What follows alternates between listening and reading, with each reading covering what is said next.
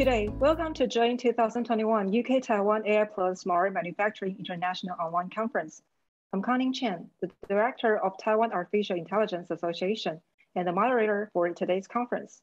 This conference is jointly organized by British Office, Industrial Technology Research Institute, Smart Machinery Promotion Office, and Taiwan Artificial Intelligence Association, TAIA, to facilitate interlinks between industrial chain and supply chain of global smart manufacturing markets with the added value of AI.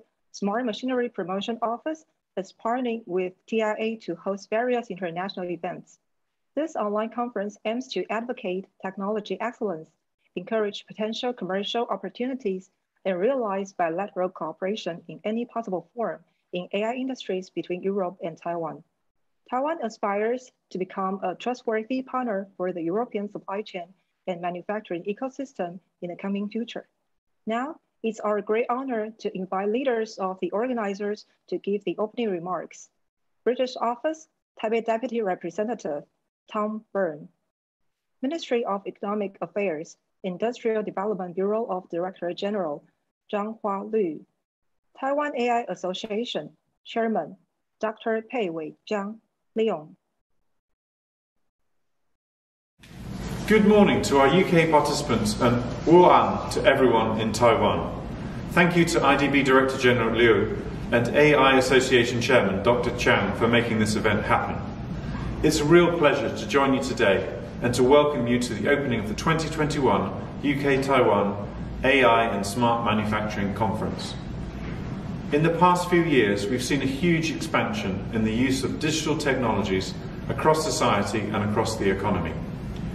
This impacts multiple aspects of how we live our lives. Most notably, the pandemic feels like it has truly shifted us into the digital era. We see the power of AI and specific types of AI, such as machine learning, around us every day. And I look forward with excitement to the potential to strengthen long-term business models, productivity, and to change consumer behavior. Manufacturing is another domain where we can see the transformation underway. Today, we'll hear some of the best examples of what tomorrow's world is likely to look like. In the field of AI, the UK prides itself in being a world leader for machine learning. We are already home to some of the biggest names in the business, such as DeepMind, SwiftKey, and Babylon. Amazon also has an R&D team in Cambridge focused on further developing Alexa. They are among the big name AI companies that many people have heard of, but there are many more in the UK just starting out or just with less publicity who are doing some really exciting things. I'm sure that you will get a flavour of some of this talent on display today. Here in Taiwan, you're already famous for the manufacturing of many high-tech devices, with semiconductors, of course, currently the subject of worldwide attention. And I know there are already many companies in Taiwan making exciting progress in the various aspects of smart manufacturing. This is helped by Taiwan's significant strengths in both information and communication technologies and the Internet of Things. Advancement of technology is always fascinating, but it truly feels like we are witnessing a new industrial revolution, just as the name Industry 4.0 implies. And looking at the complementary strengths of both the UK and Taiwan in this area, it feels like there is fantastic potential for partnerships and collaboration. Today is a great opportunity to explore this potential, to share information and understand the practical challenges of using AI in the manufacturing sector, and to look at the ways our researchers and companies can work together. I'm excited about today's event and look forward to seeing how today's discussions lead to partnerships in the future. Thank you to all of the companies and experts who are contributing. Good luck, and I hope everybody enjoys the conference. Thank you. British Office Taipei, Taiwan AI Association Chairman Leon Jiang, distinguished speakers, industry representatives, and guests who is online with us. Greetings to everyone. Today, I am honored to have the opportunity to participate online in this capacity to the UK-Taiwan AI plus Smart Manufacturing online conference. Once again, greetings to everyone tuning in. First, on behalf of the Ministry of Economic Affairs, Industry Developer Bureau, IDB, I extend my warm welcome to the AI industry leaders from UK and Taiwan in sharing applied technologies utilized in smart manufacturing and smart machinery. I hope through this year's conference and its focus on advanced technologies and applications, we can facilitate even closer cooperation in this field. AI and automation has progressively affected the economy model of today globally. Many nations have led in proposing and carrying related policies and strategies to foster positive changes and advancements. UK has one of the largest AI and machine learning markets in Europe. Taiwan, on the other hand, has world-class machinery industry and is also a primary manufacturer of information technology products for the world. Taiwan's enterprise possesses complete hardware supply chain and capabilities to create smart manufacturing systems. I want to thank all the industry audience for your participation, and I want to thank the smart manufacturing and the AI industry experts from UK and Taiwan for your openness in sharing advanced technology and their applied experience in the upcoming presentations. Lastly, I'd like to wish everyone fruitful and productive discussion and a very successful event. Thank you and continued good health and success to you all. Good day, everyone. British Office Taipei Duty Representative Tom Byrne, Minister of Economic Affairs Industrial Development Bureau, the Director General Zhenghua Lü, distinguished speakers, industry representatives, and guests who is online with us. Greetings to everyone. I'm honored to have the opportunity to participate online in this capacity to the UK-Taiwan AI Smart Manufacturing Online International Conference. First, on behalf of the Taiwan AI Association, devise the development blueprint of Taiwan's AI field into 8 areas: smart manufacturing, smart healthcare, smart finance, smart retail, smart agriculture, unmanned vehicles, and cross-domain integration. In the future, the Taiwan AI Association will continue to promote the industrialization of AI and expand the application of industrial AI, with the theme of combining the field side with the equipment side. AI will be introduced into the mechanical equipment industry, such as machine tools and robots, to add value to equipment and drive machinery. Industrial competitiveness of the manufacturing industry. Since 2020, the world is facing the impact of the epidemic on the supply chain system, and the industry needs to continue to improve so that the industrial supply chain does not suffer from the crisis of chain disconnection.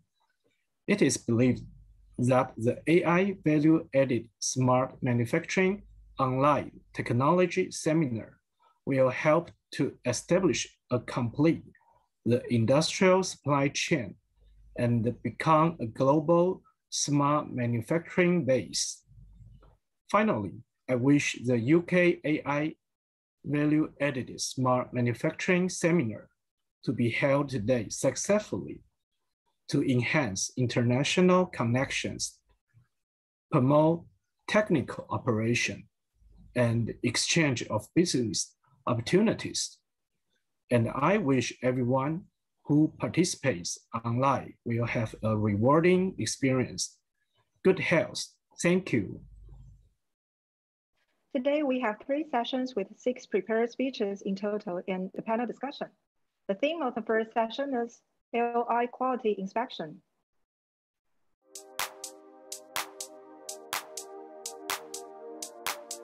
I'm glad to have this opportunity to talk about this topic, artificial intelligence application in automated optical inspection systems. My presentation is divided into few parts. I'm going to start with a brief overview of my company, GPM, Guideline Precision Machining.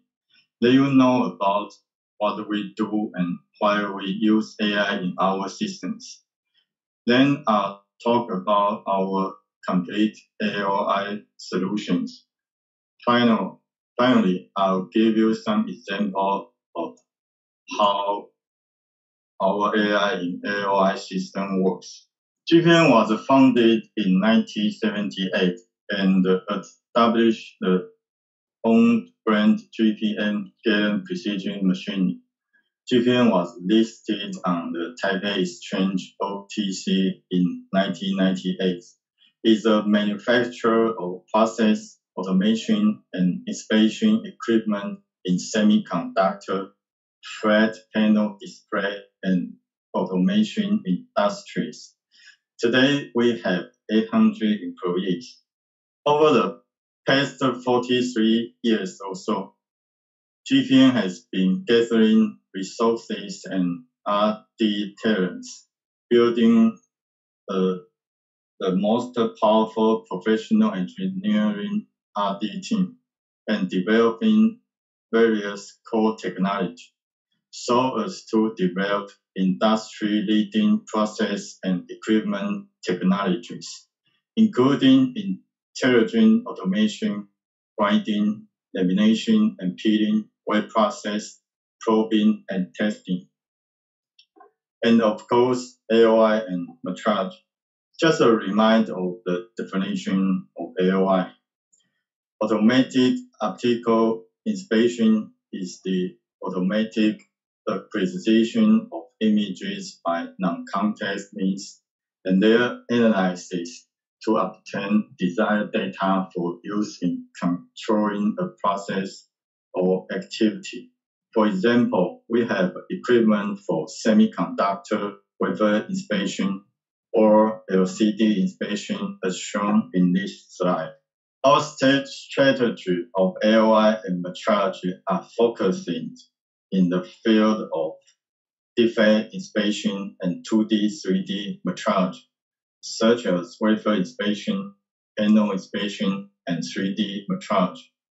We have artificial intelligence solutions for object detection and defect classification. We are not building a structure to replace AOI with AI. Many people may think that artificial intelligence can solve all problems. In fact, we are building a 3-in-1 complete system. The most important things for automatic optical inspection is to have the best and most appropriate optical system. After having the best optical system, what we can do with traditional machine vision algorithms, we will still do with traditional machine vision algorithms. Only if the traditional methods do not do well, we will use AI to improve the shortcomings. For example, if we want to see the rider's face clearly, we should not expect that the image on the left can be solved by AI. The image on the right is much clearer because it has appropriate light. This is the most important premise of the so-called AOI system. Let's take a look at what kind of personnel is needed for an AI project to succeed. First of all, an AI specialist who for example, could specialize in machine learning, rule-based system. But the other one, most important thing, is domain knowledge. For a company with AOI equipment, it is closer to successful AI in AOI applications than pure AOI players. The second one is an IT professional who understands the current state of IT capabilities, potential integration points, and source system, and their potential limitations. A subject matter expert who understands the business requirement and metrics. These persons will form a complementary triumvirate of AI, IT, and domain expertise. Therefore, what value can AI play in AOI? AI in AOI systems are mainly used in cost reduction, operational efficiency, and yield improvement quality. While AI systems are powerful methods of inspection defects, they are still relatively slow, even inaccurate, which means many practical AOI applications, in order to avoid the escape, will increase the overkill rate, so false alarm ratio will be increased, resulting in needs to the manual recheck OKNG or classify again. Therefore, the introduction of AI can reduce the manpower of the judgment of the AOI results and improve efficiency. In addition, deep learning was gradually brought into AOI system to improve the accuracy of defect detection and classification. In the advanced packaging process, every important process has AOI machine to inspect. However, as mentioned before, in order to avoid the escape, users will generally increase the overkill rate, and it's time consuming and cost a lot. If we can use AI to replace the requirement of manpower of the judgment, it will greatly reduce cost, time saving, and increase the stability of the results. We divide the AI introduction to the system into 3 phases. In the first phase, we collect data and try to make it, let's call the first model. As you can see, there's a certain effects and correctness. Then we enter phase 2. We let the AI and manual review in parallel.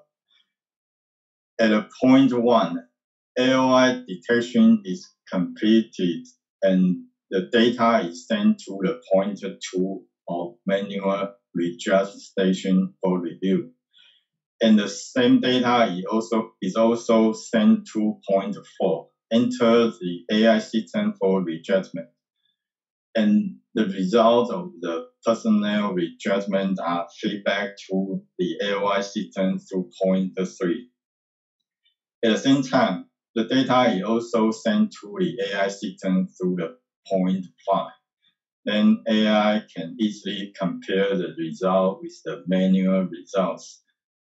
And based on this comparison, system can decide whether to retrain the model and make correction. Then we enter the phase 3. Once we reach the threshold, whether the personnel review and the AI review are close, we can switch the pace of the AOI result output to review from the manual station to the AI review system. After the AI judgment, we can still send the end result to the manual rejudgment. Even so, it can greatly reduce the time for personnel to readjust, and that is the cost. In our implementation of the architecture, inline, we can send the result of our own AOI machines or the results of customers' other AOI manufacturers' equipment through database system to AI inference server. After the AI judgment, the update result will be output back to the original system, and the original detection result will be corrected.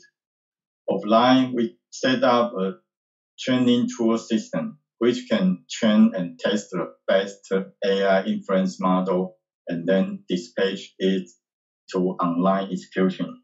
As you can see, the example here, we ran 12,000 images and there was only one escape, but it was proved that this was a misjudgment by the personnel.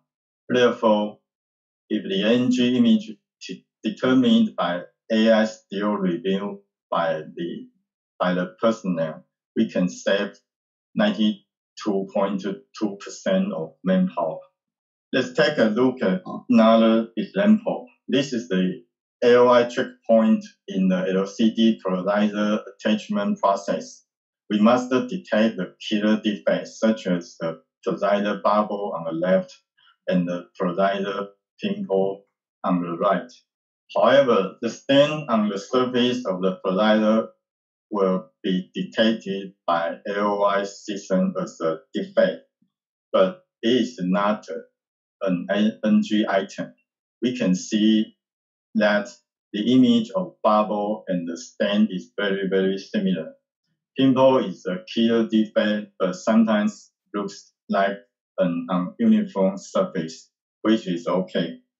Before AI was introduced, the overkill rate generated by AOI system reached almost 100%. This machine is about to become a waste, so we hope to use AI to improve AOI ability to detect and distinguish defects. In the implementation of the architecture, inline, we can directly send the results of the AOI machine to our AI inference server, and then results after AI judgment are integrated with the result of AOI judgment, and then output the final result.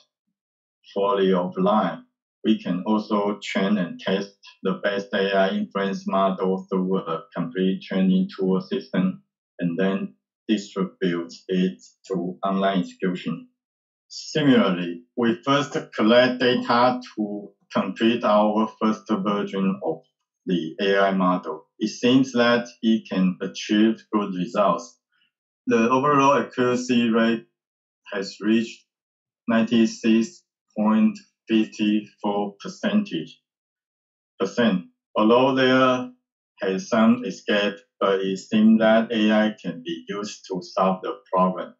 We continue to collect data and did two trainings to correct the model. It can be seen that in 1 month, the false alarm reduction rate on the vertical axis reaches the level of 98% to 99%, which greatly improved the first past year.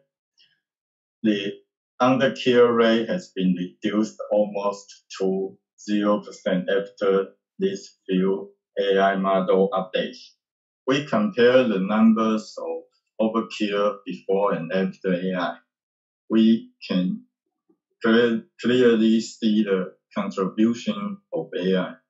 Finally, I want to make a conclusion. AI in AOI can reduce cost and also increase the accuracy of inspection. AOI plus AI solution is successful introduced in different applications. It was such a pleasure being able to talk about this topic. Thank you for listening.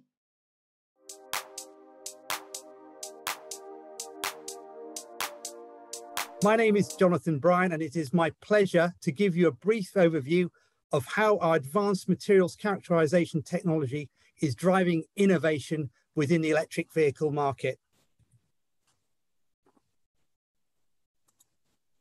Now, every day we see news regarding technology startups and spin-outs from the academic world in the media. And it's interesting to note that Oxford Instruments was the first commercially successful spin-out from Oxford University, with a history of innovation dating back to 1959. Over the past 60 years, we have played pioneering roles across a range of technologies that are driving the realization of the global green economy. We have grown to become a globally recognized brand with a reputation for product excellence. If you go into any academic or research laboratory, you will see our products. Our technology innovation has accounted for some of mankind's greatest leaps in scientific understanding and addresses some of the world's most pressing challenges. Our objective is to become the leading provider of high technology solutions, information and support based on the ability to image, analyze, and manipulate matter down to the atomic scale. Now, Oxford Instruments is composed of 7 business units structured into 2 divisions. Our Materials and Characterization division develops products and solutions that enable fabrication and characterization devices down to the atomic scale. Our Research and Discovery division provides advanced solutions that create unique environments, enable imaging and analytical measurements down to the molecular and atomic levels. Now, we truly are a global organization with over 1,600 employees worldwide, employed across 28 offices in 18 countries across the Americas, Europe, and Asia. We have been in Taiwan for over 20 years now and are based at ITRI. Now, modern transportation has a range of technical challenges, from environmental standards mandating increased efficiency and the need for new low carbon fuels and batteries, to the increasing reliance on electronics and sensors to support the growth of autonomous vehicles. Our solutions span an incredibly diverse range of applications, from the measurement of combustion and fluid dynamics, the control of technical cleanliness in automotive manufacturing, the measurement of engine wear, and the fabrication of devices to control power distribution in electric vehicles.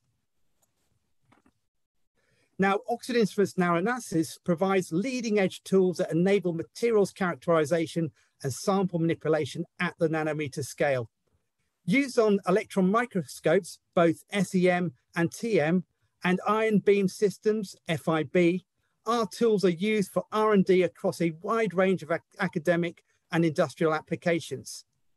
Now, energy dispersive X-ray spectroscopy, also known as EDS, is a common analytical technique used for elemental analysis or chemical characterization of a sample. Wavelength dispersive X-ray spectroscopy, also known as WDS, is also an analytical technique used for elemental analysis or chemical characterization of a sample, but is primarily used for high precision analysis where a greater level of sensitivity is required. Electron backscatter diffraction, also known as EBSD, is a microstructural crystallographic characterization technique commonly used to study of crystalline or polycrystalline materials. The technique can provide information about the structure, crystal orientation, phase, or strain in the material, and is complementary to EDS. Lastly, nanomanipulators allow us to probe, lift out samples in an SEM or FIB, or measure electrical parameters of nanostructures. Now, SEM-based analysis covers a truly diverse range of applications in the development and quality control of electric vehicle components, ranging from the structure and cleanliness of materials, the quality control and failure analysis in electronic components, the development and optimization of batteries, additive manufacturing, quality control and failure analysis in polymers, through to the quality control of steel wire known as tire cord electric vehicle tires. Now, the is under constant pressure to design vehicles and chassis to meet increasingly demanding cost reduction, improved fuel economy, enhanced safety, effective emission control, recyclability, and life cycle considerations. The designers and material scientists aim to develop advanced materials with the properties needed to meet these requirements. They investigate the relationship between materials processing, develop the material structure, and their resulting properties. By understanding and monitoring the structure, it is possible to control and optimize these material processing conditions for production to achieve the desired properties for material design and service use. Now, Oxford Instruments provides EDS, EBS tools to characterize both the chemical composition and crystallographic structure of materials. Now, characterization information can then be used in materials research and development, quality control, and failure analysis. Now, the use of specialty steels in the automotive industry is becoming increasingly widespread. These specialty steels have improved mechanical behavior, including improved toughness, machinability, ductility, and fatigue life, so that they can perform better in the formation of automotive body parts. An important controlling factor for the superior behavior is the cleanliness of the steel. As the demand for cleaner and ultra-clean steel increases, there is a requirement to detect smaller inclusions in larger sample areas. Now, a full understanding of even the smallest inclusion is now critical in the quality control of ultra-clean steels. Now, methods have been developed using light optical microscopes to classify steels by counting and measuring the inclusion presence. However, this requires time and expertise and limits the minimum inclusion size and also lacks chemical data. The demand is best addressed with scanning electron microscope equipped with EDS and dedicated particle analysis software. The use of SEM and EDS adds further precision as morphology can be more precisely determined and chemical information is available. Now, Aztec Steel is an automated package developed specifically for the analysis of and classification of steel inclusions. It automatically locates and analyzes morphology and composition of inclusions, classifying and reporting results to a choice of international standards. Here we show an example of an inclusion analysis in steel where composition and morphology are measured in real time. The images on the right show aluminum and titanium oxides are forming in the core of the inclusion and are enclosed by mechanically weaker phases. EDS exposes the internal variation, and this information can be used to define inclusion behavior. The size of the inclusions is submicro, which is difficult to be observed with a light microscope. The fast real-time analysis makes it possible to be an efficient technique for online quality control. Now, the key to successfully addressing research challenges around optimizing battery performance, enhancing capacity, maximizing power delivery, and minimizing degradation lies in the advanced characterization techniques that provide quantifiable insights into the material processes at the nanoscale. Now, ensuring battery quality and cleanliness is key to battery safety and performance, where impurities and contamination can cause battery failure, such as batteries catching fire. With our techniques, subtle chemical variations can be measured to help understand crack propagation and failure mechanisms. This is highly relevant to the research and development of future generation of batteries. Our range of nanoanalytical research tools enable cutting-edge insights, and our automated particle analysis is valuable for the quality screening of powders for electrode manufacturing and especially for cathodes. And our work with leading research groups in the battery research community and our involvement in industry bodies ensures we can support even the most advanced application needs.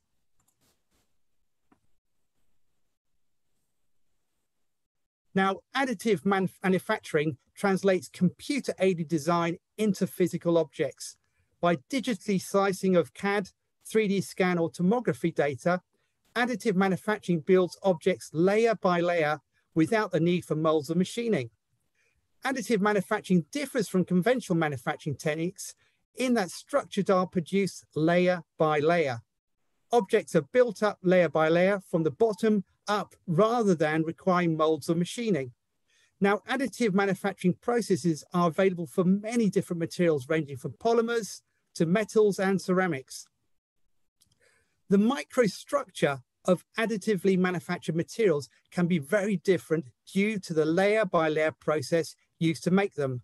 For example, internal stresses can build up which need to be relieved by heat treatment, and the composition and morphology of the powder precursors also has a significant impact on the quality of the finished goods. Now, contaminant particles in precursor metal powders can act as nuclear restraint, leading to cracking in the finished product. The powders are commonly screened for contaminants, and the morphology is assessed by using SEM and EDS-based particle analysis. Now, we offer Aztec feature classification schemes covering the most common powders and contaminants, enabling rapid screening of test samples. Now, the microstructure of additive manufacturing metallic objects can be different from the bulk metal or alloy, resulting in different mechanical properties. Scanning electron microscopy-based electron backscatter diffraction analysis, or EBSD, can reveal internal strains and stresses along interfaces, as well as the grain structure of the material, and EDS can be used to identify and classify impurities and precipitates, similar to those used in non-metallic inclusion classification in traditionally manufactured steel and aluminum products. Aztec AM is ideal for the detection of contaminants in powders, the characterization of powder grain morphology, and the in-depth investigation of individual grains, providing all the necessary information to ensure that your additive manufacturing process and products are of the highest quality. Now, the technical cleanliness of components is crucial to their performance in finished products. A typical example of such a component are ball bearings, which are a key component in many forms of vehicles. With the ever-decreasing size of system components, smaller residue particles can also cause catastrophic failures and lead to the breakdown of an entire end product.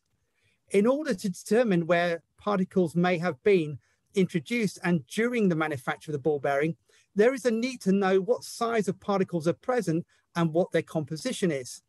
By combining morphological and compositional data on a particle, by a particle-by-particle basis, the deepest understanding of the nature of the particles present can be achieved. This particle data gives an overall assessment of the particle population, indicating the types of particle present and their abundances. From this, the cleanliness level of the components can also be determined. Now, Relate is a software that we have developed which can take as input data originating from different techniques and instruments and correlate the data. It's a very easy and rapid way to do data correlation. And it comes with a visualization tools to examine data. Now, measurement functions are provided and the ability for detailed quantitative analysis is there. Now, the example we have here showcased is a cathode showing the correlation between two different data sets. The visualization tools enable identification of an area of interest for further investigation. You can see here how Relate provides a way to analyze images and quantitative data for this sample, combining atomic force microscopy, or AFM, and electron microscopy, EM, analytical information. Ladies and gentlemen, I'd like to thank you for your attention from this presentation, and it's been a true honor to be able to present our solutions and our technologies for electric vehicles to you. Thank you.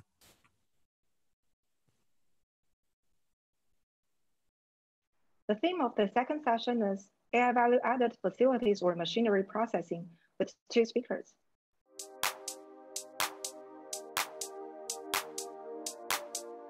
Good day, I'm Kevin Su, the General Manager of ADA Technology. Today, I'm giving you the speech, First Time Right Equipment Handling Actions with the AIR AI Coach app and ADB.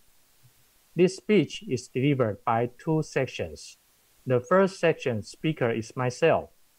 The second section is delivered by Dr. YT Chen, who is our design lead.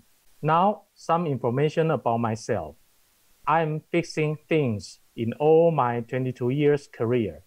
Start from fixing machines such as military tanks, then semicon machines, then fixing people with the training, and now fixing the fixing machine processes.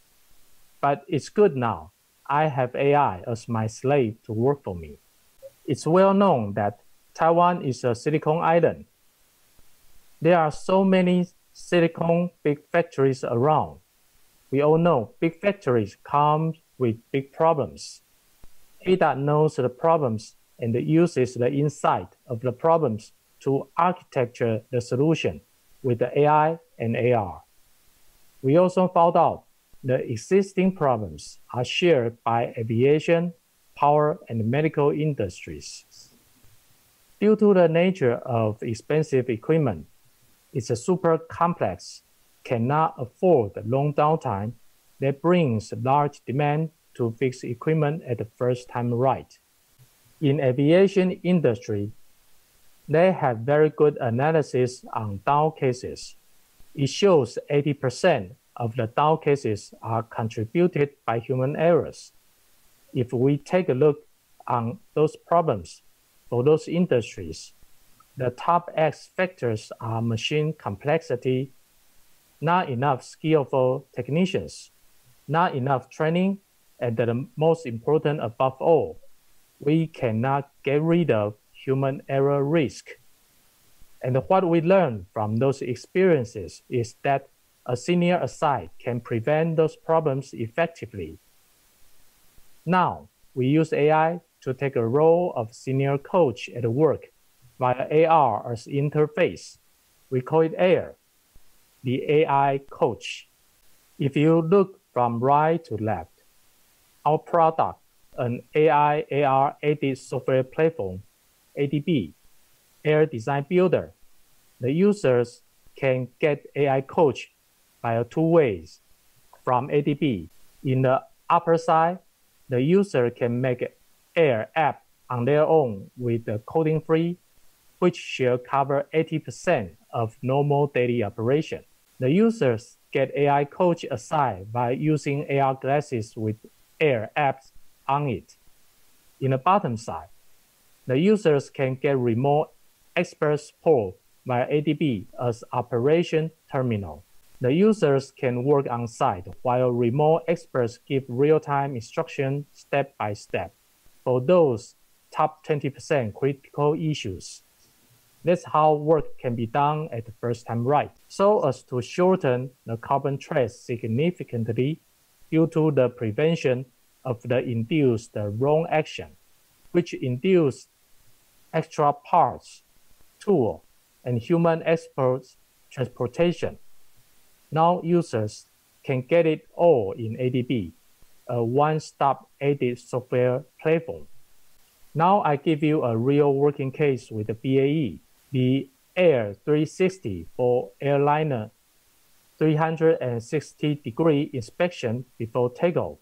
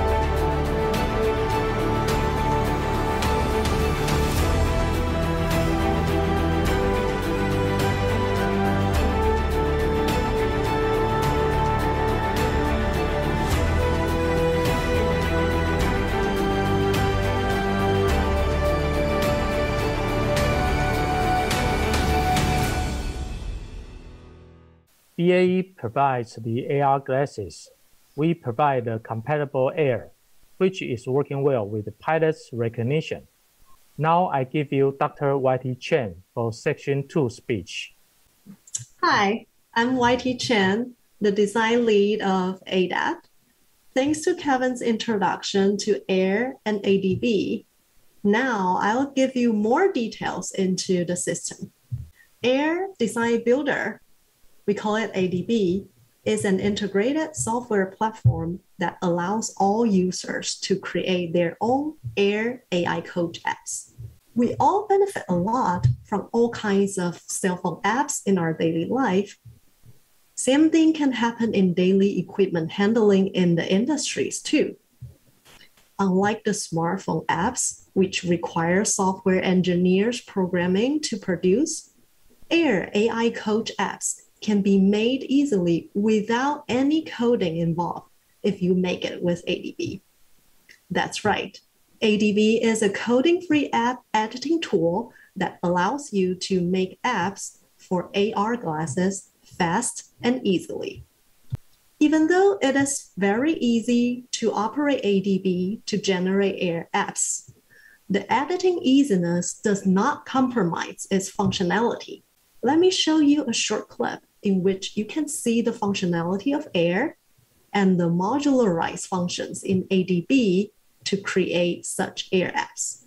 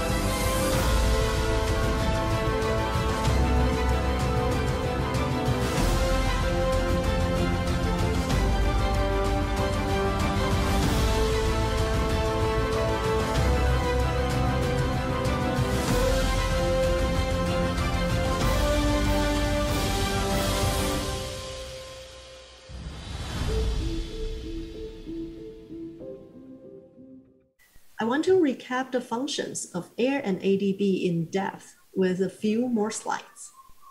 With the modularized functions in ADB shown on the left side of this slide, which I will explain more later, users edit the AI and AR elements in ADB, then the contents can be shown on AR glasses to provide field operators with clear and real-time guidance, along with navigation instructions, supervision, and AI facilitating QC processes, just like having an experienced professional watch out for you by your side.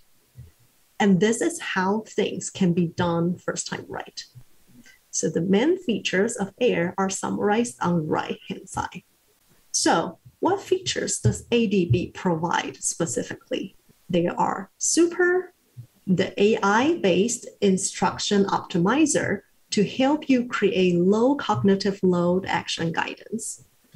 They are A and B, the AI model training module for anomaly detection. AirWeaver is the multimedia integrator of the AI and AR content, where you can set up visual and audio, verbal and nonverbal elements to be shown in Air app as various ways of guidance. There are point cloud editor, where you construct the environmental 3D model for you to simulate the AR environment. There are also Expert Assist terminal for remote experts to provide real-time assistance without physically being there, which is quite helpful, especially during the pandemic. There are also Defensor, a module for users to create digital fence to block any IP-sensitive equipment in the surrounding background when you make video calls to the remote expert for assist. I'll show you a clip made with the operational footage of EA and Defensor.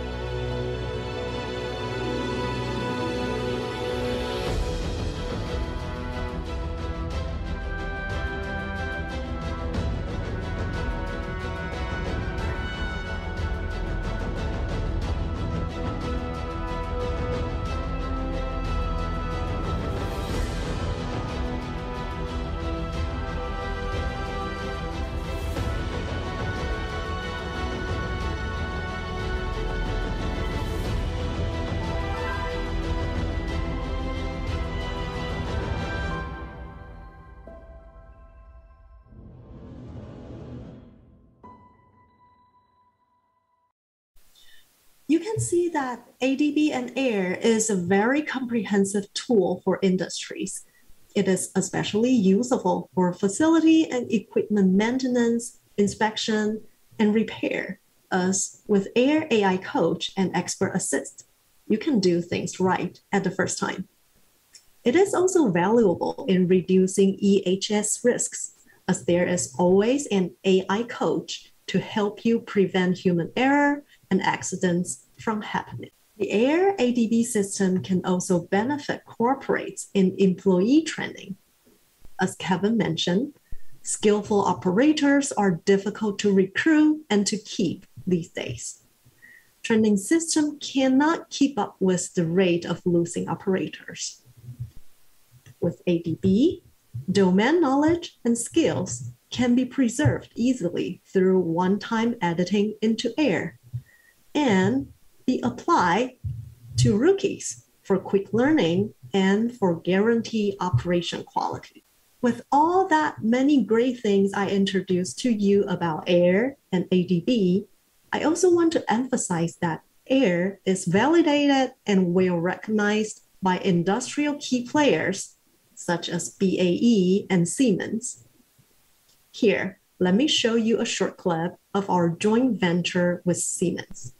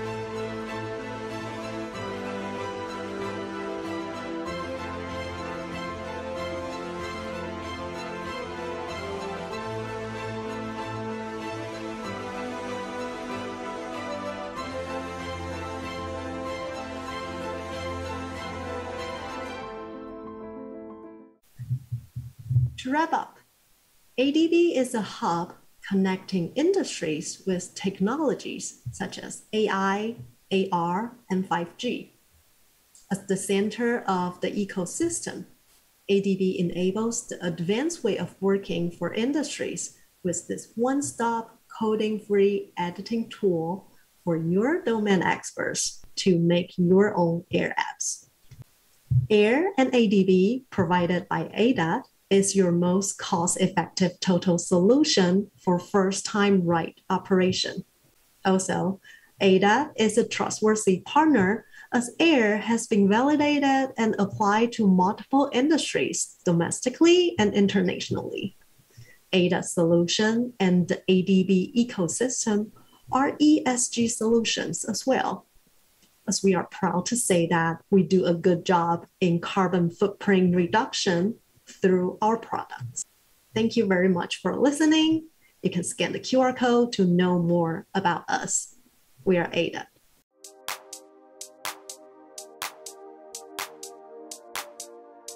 Cool. Hello, and thank you for joining me today. My name is Jonathan Bonner, and I am the lead pre-sales engineer for Senseye. And today I'm going to be talking about successful predictive maintenance in the Taiwanese market, but actually to take it further than that and speak about the global market. So what enables successful predictive maintenance? Is it technology, data, or culture? I want to start off by making a bold statement of Senseye, and that is that Senseye delivers scalable predictive maintenance guaranteed. Scalability is the first factor I want to speak about there because it's been thrown around in industry quite a bit. For Senseye, scalability comes around in three factors. The first being that the application can provide robust predictive maintenance for any assets at any age in any location in the world. The second being that easy-to-use user interface allows a handful of engineers to be in charge of tens of thousands of assets. And then the third factor is financially scalable. So the more assets that you onboard with Senseye, the cheaper it gets.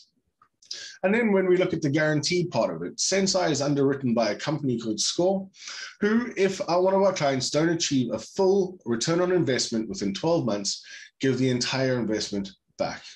It's just an absolute guarantee of how much we believe in our system. Who we are as a business? Well, we were established in 2014, and we now have 5 offices around the globe. But really what is true is that Senseye can provide a robust predictive maintenance program anywhere that you see a gray dot indicating a location on the globe. And with any robust predictive maintenance, you need to have some core principles. The first being ease of use. The system is designed and needs to be designed so that any person of any capability is able to intuitively use the application for its benefit. The second is there needs to be an ease of deployment. You need to be able to deploy a solution in Factory 1 as quickly as you can in Factory 9. Third, financially scalable, which we've spoken about, and the guaranteed ROI, which is very much specific to Senseye. And our vision for predictive maintenance is to be able to detect the early signs of degradation within an asset long before it turns into unplanned maintenance, and definitely before it turns into unplanned downtime. But not to do this for one set of assets or a specialist set of assets within an environment, but to do this for the balance of the plant. So in this environment here, we have motors, gearboxes, conveyors, heaters, ovens, overhead cranes, extraction units. All of them need to be covered by this predictive maintenance solution. And even further than that, it needs to be as applicable in Factory 1 as it is in Factory 19.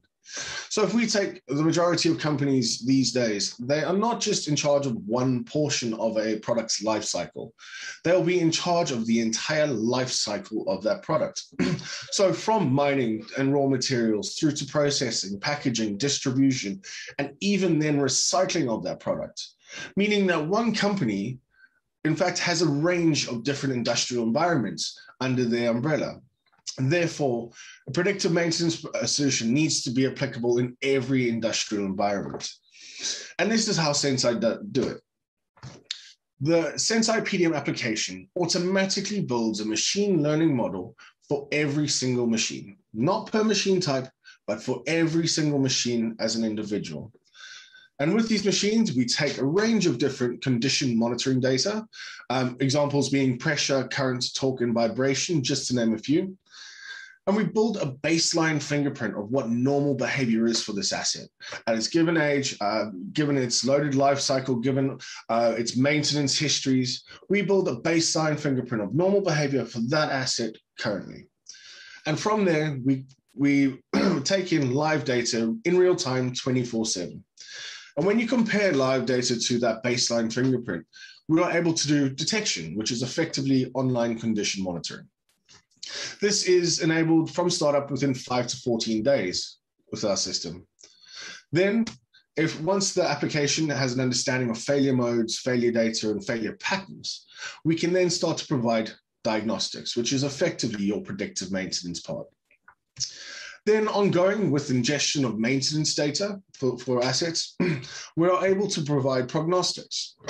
For those of you who don't know, prognostics is the science of understanding the remaining useful life of an asset. But really what this affords our clients is an option to look at an asset within our system and say, is it going to make the next production cycle? Or on which day do I absolutely have to perform corrective action on this asset? And this is all made possible through the transfer of data. So if we imagine your factory floor, wherever it is in the world, there'll be a range of assets that you would want to run predictive maintenance on. With these assets, it comes data, whether that's from externally fitted sensors or being stored within a PLC. Generally, the data from all of these assets will come into a centralized data storage, such as a factory historian. And from there, that data gets sent through to Sensei, which sits completely within the cloud. We also form a closed loop feedback system into the on-site CMMS. Therefore, we can push notifications to the CMMS, becoming integrated into a daily workflow. And also because those maintenance events and the maintenance information is so important to the system, we want that maintenance information fed back from the CMMS. Now, if we look at Taiwan's industrial footprint, these are some of the industries that Sensei has worked in. And really, these and actually most of the industries within the Taiwanese market are perfectly positioned for predictive maintenance. So therefore, there is an assumption that, well, at least in my mind, that all companies and all industries should be using predictive maintenance. But research has shown that only about 15% are. So what are the blockers? Is it awareness? I wouldn't say so. Millions upon millions get spent every year on marketing and awareness campaigns. So that's not really it. I wouldn't say it's perception either, because unless you've had a bad experience with emerging technology, generally the perception isn't a blocker when it comes to online predictive maintenance. So I want to focus really about language and appreciation of technology. Now, when speaking about artificial intelligence and machine learning, IoT and Industry 4, there are a lot of buzzwords and there's a lot of acronyms being thrown around, which work for a small majority of people, a small portion of people, but really they don't hit home for the vast majority, purely because what people and businesses and companies are really focused on are business outcomes. Therefore, the language you use when posing a new technology or an emerging technology needs to be relevant. Therefore, Sensei speaks about maintenance and reliability, budget impacts, production outcomes, uptime, and training. These are tangible things that people can relate to because it's a daily problem for them. So even once you've overcome the language and you get the language right, and you get your initial approval from your stakeholders to do a small pilot, generally on a handful of assets. This is where we hit pilot purgatory, what I like to call the eternal merry-go-round. So you get your initial approval for a handful of assets, but because all you're doing is proving that the technology can work, you're not showing benefits, any benefit to the company, there will always be a reluctance to scale. Because yes, it works, but there's no benefit to it, so why invest more in it? And you can never move from that pilot into a full fat deployment.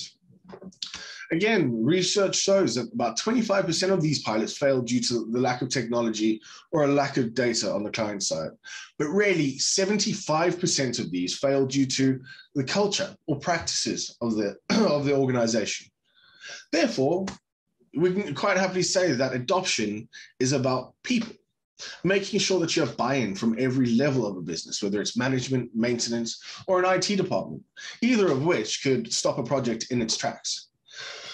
But you need to take that even further in the planning stages and get your best fit project team.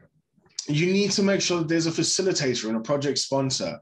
There will be need for controls engineers, production managers, or reliability teams, especially in the planning stages. And from there, you need a best fit project plan. This is another product that Sensei have delivered, which is PDM Omniverse.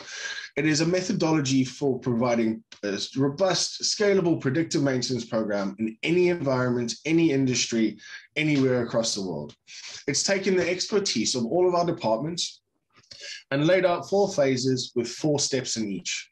It consists of workshops, tools, documentation, video training, a whole bunch of stuff. But let's go through the 4 phases, starting with design. Design is your planning section. We do things like asset selection, making sure that the assets you do select, even for a pilot, are going to give you the best return on investment. From there, there's identification of failure modes. Then we have a look at what data is currently available to cover those failure modes. Do we need contextualization of the process of the assets themselves? From there, we move into deploy, which is where we actually start to make things happen. From data acquisition, making sure the data is coming from these assets into your centralized data storage. Are we able to connect and get the data from the historian through to Sensei? Are we integrated into the CMMS system? Have we got that full loop in place? And then from there, we go to operate, which is where actual value starts to show.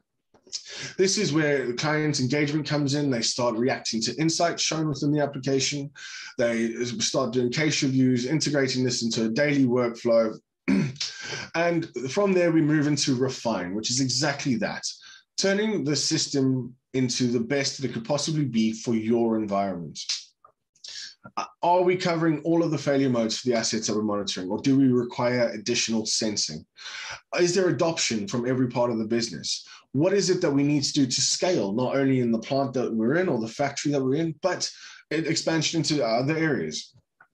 Are we able to integrate into incumbent systems within an environment, such as giving an indication of assets performance on a dashboard within the control room?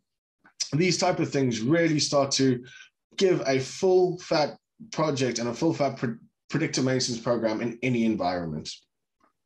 And as a case study for one of these, I'd like to speak about Alcoa. Alcoa is one of the world's largest aluminium manufacturers. And with that, they have a huge number of assets, but also a huge range of asset types, spanning many different ages. And if we look at the timeline, in 2018, Sensei won a competitive tender against 12 of the industry-leading competitors. And in 2019, we started off our pilot of 50 assets within Fjordal, Iceland. ROI was achieved within 3 months, therefore enabling expansion within that site. In 2020, we had over 1,000 assets covered in Fjordal, with currently a global expansion in progress. The interesting thing about this deployment with Alcoa, though, is that throughout the deployment and scaling, they have not had to hire a single new person to enable Sensei. They also have not had to buy or install any additional sensors. And just in 2019, they had an ROI of over 10 times. I'd like to thank you, and I welcome any questions. The third session is automated factory management with 2 speakers.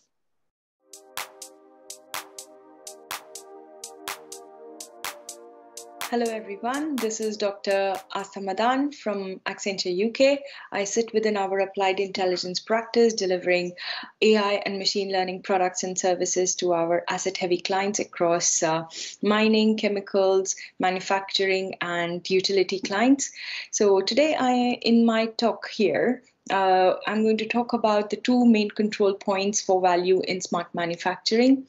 So with our experience of delivering all these products and services to our clients, we often come across 2 key challenges. One of them is about scaling up the AI. Now that we have all this compute power, we have all the AI algorithms and the knowledge about them, how to run them. But the scaling up is a big challenge across our clients. I'm going to talk about that. I'm also going to focus on why we often come across data as a bottleneck for our clients, and why do we see often emphasize that data management is key, and having an integrated data model at an enterprise scale is a key factor for setting up for anyone for success. So I'm going to focus on those 2 points. And just before we discuss these in detail, I'll just share our point of view on how we see manufacturing industry. So often, and where the whole value chain lies for both when we talk about the production assets, which is the resources, which talks about the plants, which could be your trucks, logistics, which the terminal product value might be of immediate terminal value might be of less importance, but the long-term operational cost is where the whole value in optimization lies, where we have the demand, supply chain, and everything coming together. But there's a second category of manufacturing industry that we look at is the product, where we talk about whether it is automotives, whether it is batteries, whether it is talking about the aviation aircrafts. So all the manufactured products which have the immediate value, they need the speed to the market, they need the innovation with more and more of applied intelligence coming into practice. So with our work that we are doing across, myself and my colleagues who have been delivering this for years, we talk the interconnectivity and the emerging pervasiveness of the IoT devices. It's changing the whole landscape, both across the plant life cycle as well as the product life cycle, which is perhaps the most interesting times, we would say. So on the slide, you see about the whole life cycle of a plant or a product, from planning to the logistics, to the maintenance work, to the operational optimization, to the work that needs to be turned around, whether it is talk about the field data captures, whether we talk about the life safety solutions, whether we talk about the resource planning, whether we talk about predictive maintenance, failure detections. There's a whole lot of applications that you're seeing with applied intelligence. When I say about applied intelligence, I intend to say both machine learning, more how we can use expert systems, how we can build information retrieval systems for our clients. So there's a mammoth of applications that we are seeing across the whole life cycle for both resources and products in manufacturing. Now, with this changing landscape, what we are also seeing that everyone wants to adopt this applied intelligence applications at scale. And there's where the real challenge comes, because you can get a POC done, we get the pilot done, but when you start scaling up from pilot, now we are not talking about just the AI challenges or the algorithmic challenges, but now we start looking at the data challenges, how to scale up the data, how to prepare your data at organizational scale to deploy these algorithms, how the digital transformation value that you foresee as a key objective in the future, but how do we translate it into the operational maturity of the client, whether it is the IT operations, whether it is upskilling your existing workforce, whether it is about upscaling your existing infrastructure. So there's a mammoth of factors that start coming together, and they create a new ecosystem where if you start defragmenting it, if you start looking at it with a deeper lens, you observe that data becomes a big challenge. So before I talk about the data, here is a quick insights about the few applications that I picked around the quality assurance work that we do for our clients, where we use image processing, we use a lot of non-visual analysis for failure detection from the past history of failures and predict the future maintenance of the equipment and the assets. We talk about we looked at the AI quality assurance in terms of the database we just creating the feeds database for analytics and maintenance. And also we looked at the land registry and analysis, the aerial images. So it's a mix of structured, unstructured data that we see, and it all comes together across different sectors that I talked about in different industries within manufacturing. And as it comes on together, we also see that data becomes the issue, because you have the siloed data. You can run a POC, you can run a pilot, but until and unless we have that integration across different silos of an organization, how they manage their data, how that data is readily available for these algorithms to consume, to empower them to run, is where the challenge is. And sometimes it's not about just the availability of data, because you can go out there, but you can buy the data, but then how long can you sustain on buying that data becomes a problem. Maybe not a problem, but something to think about.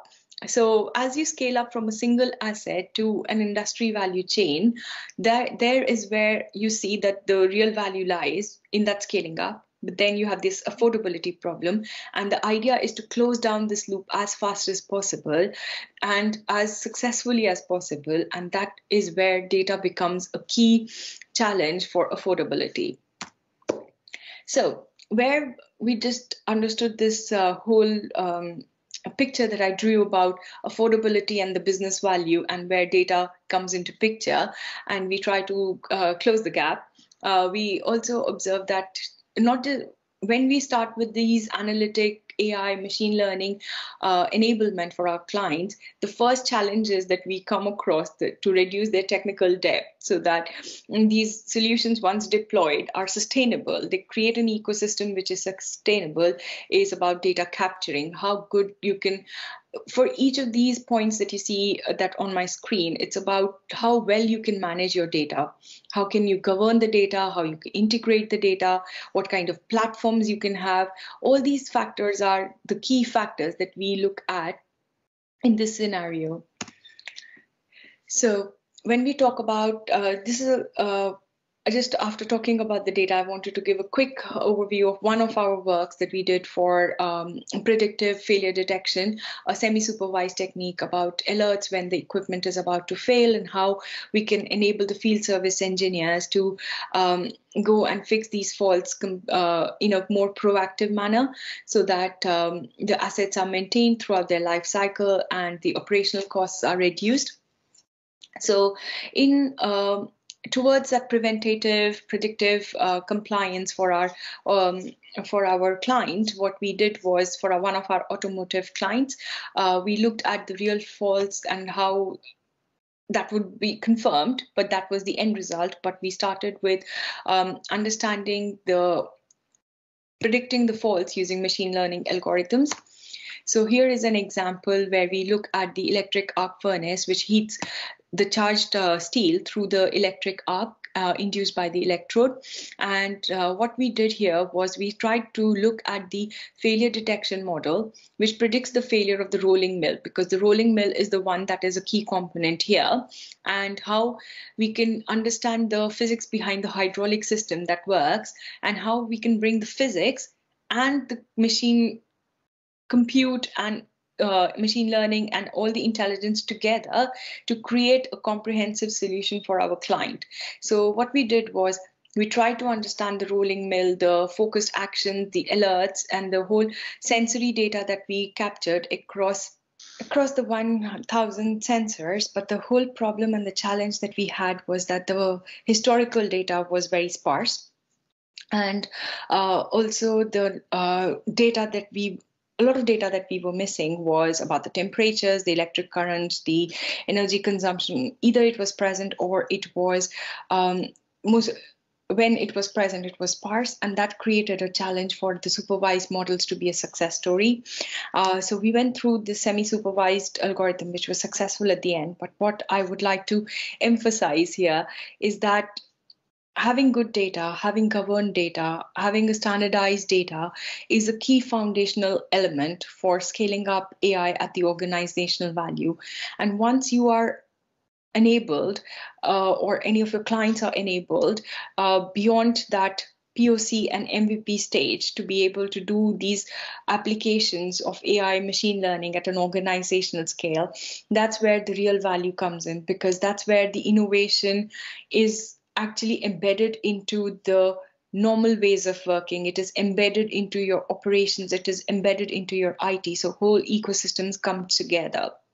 So at Accenture, at Industry X, we and also at the Industrial Analytics group that we have, Applied Intelligence are three key groups that bring innovation across the industries. We have a digital manufacturing vertical within our practice, which is an amazing vertical, which is delivering a lot of platforms around digital plant. It is delivering a lot of solutions.ai and standardizing the whole practice, the model lifecycle management in manufacturing. So please feel free to drop an email and come and talk to us.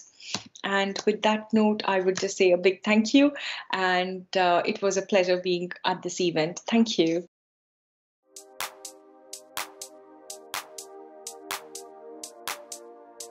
Cheers, guys. I'm Faye, the Executive Assistant of GM. Today, the topic I'm going to talk about is AI Evolve itself. The self-learning warehouse takes you to the next level. First, I'm going to introduce IMAG technology. And next, I'd like to talk a bit about how AI plays an important role in the logistics field. Last but not least, I'd like to share some real cases that we actually apply AI. IMAG was established in 2009. Headquartered based in New Taipei City, the New Taipei Industrial Park in Taiwan. And our overseas office are in Vietnam and Malaysia, respectively.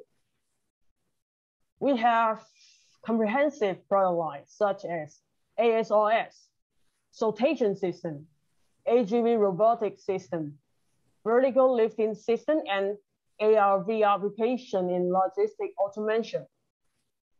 And with the advantage of product made in Taiwan and the real reliable quality, years of experience, and high efficiency and premium customer support, IMAG has achieved partnership with different famous brands across the world.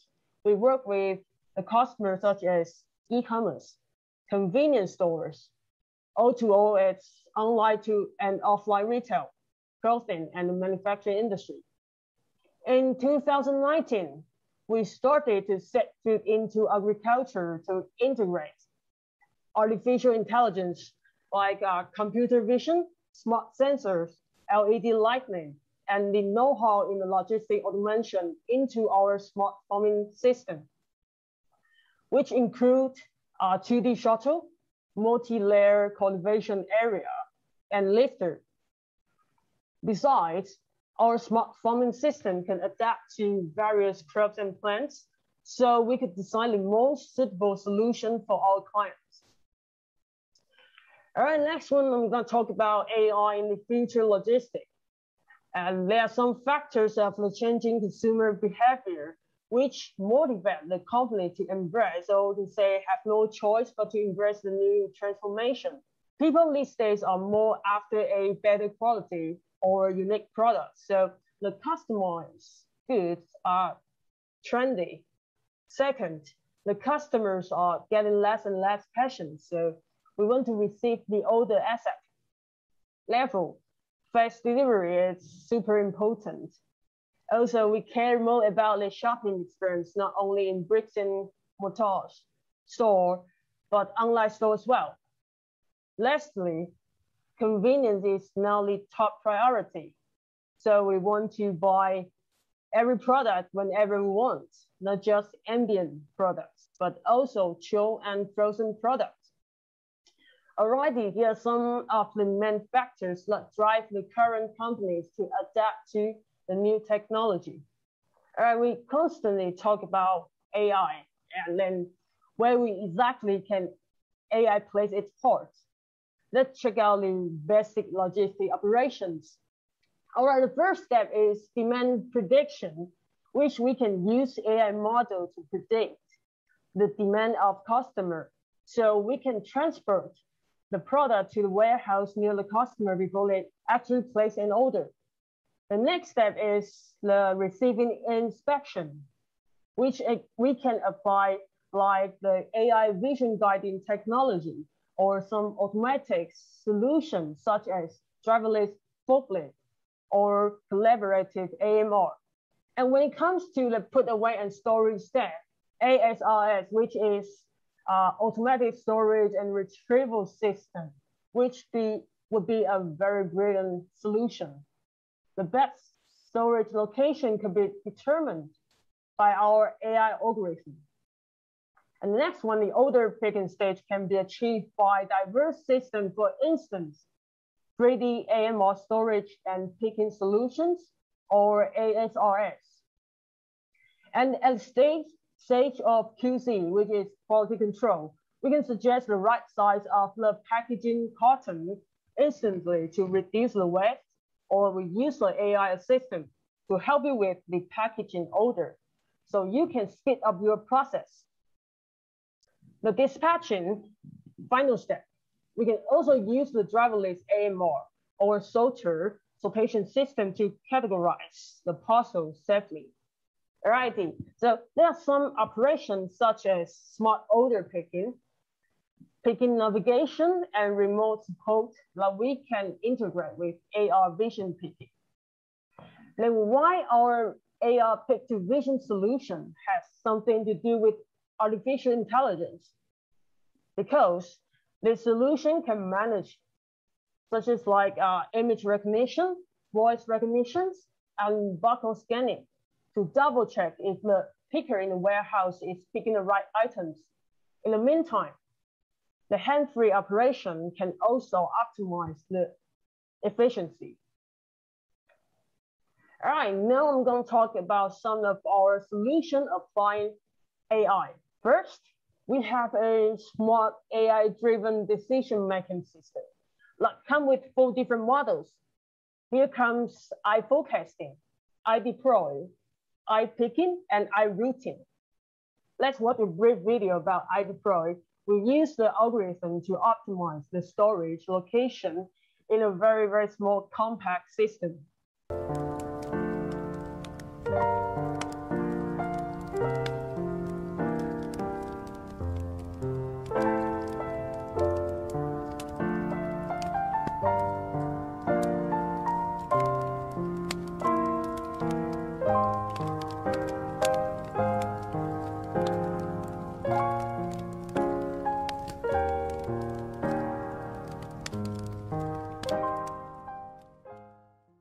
So next one, the second one is IceRack.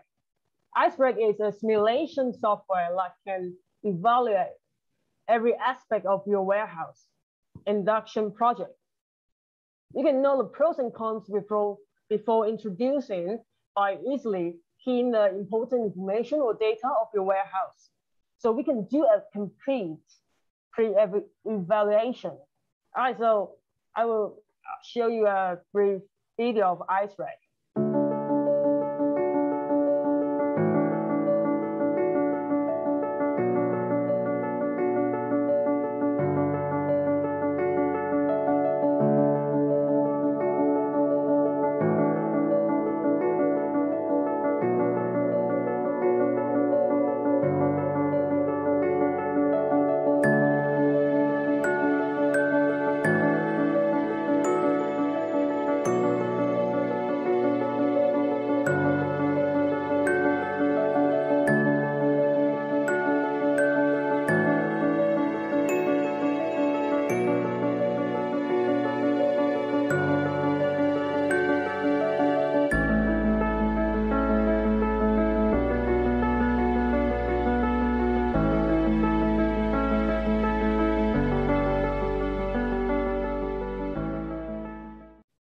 And all right, then, we talk about logistic automation. The robotic system and shuttle system, for instance, are the rock star in a highly automatic warehouse. First, I'm going to show you our multi-AMR system for putting away, storage, and picking. And we also developed a traffic managed system to control multiple AMR operating more flexibly in the same area without collision. And here's our Rex to person AMR system.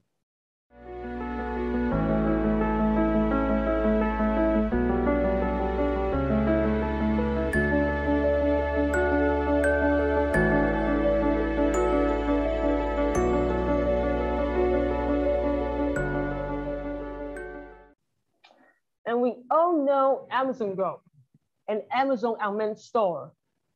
They use computer vision, deep learning algorithms, and sensor fusions, so we can grab and go, shop without effort. We IMAC also developed an AI vision self-checkout technology. It can identify the goods even overlapping. And I will show you a brief video about the AI self-checkout register.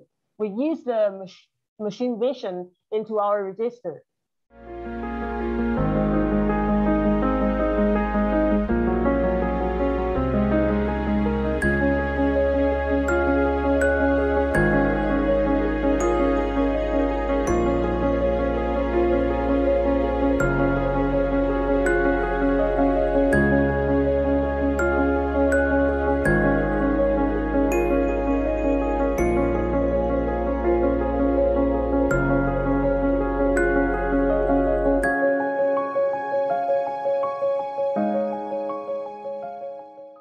So as you can see, IMAC has a very high capacity in developing new solutions and logistic field. Thank you guys, I appreciate your time and patience. So if you want to know more about us, you can subscribe our YouTube channel or visit our website to get more information. Cheers, have a good one.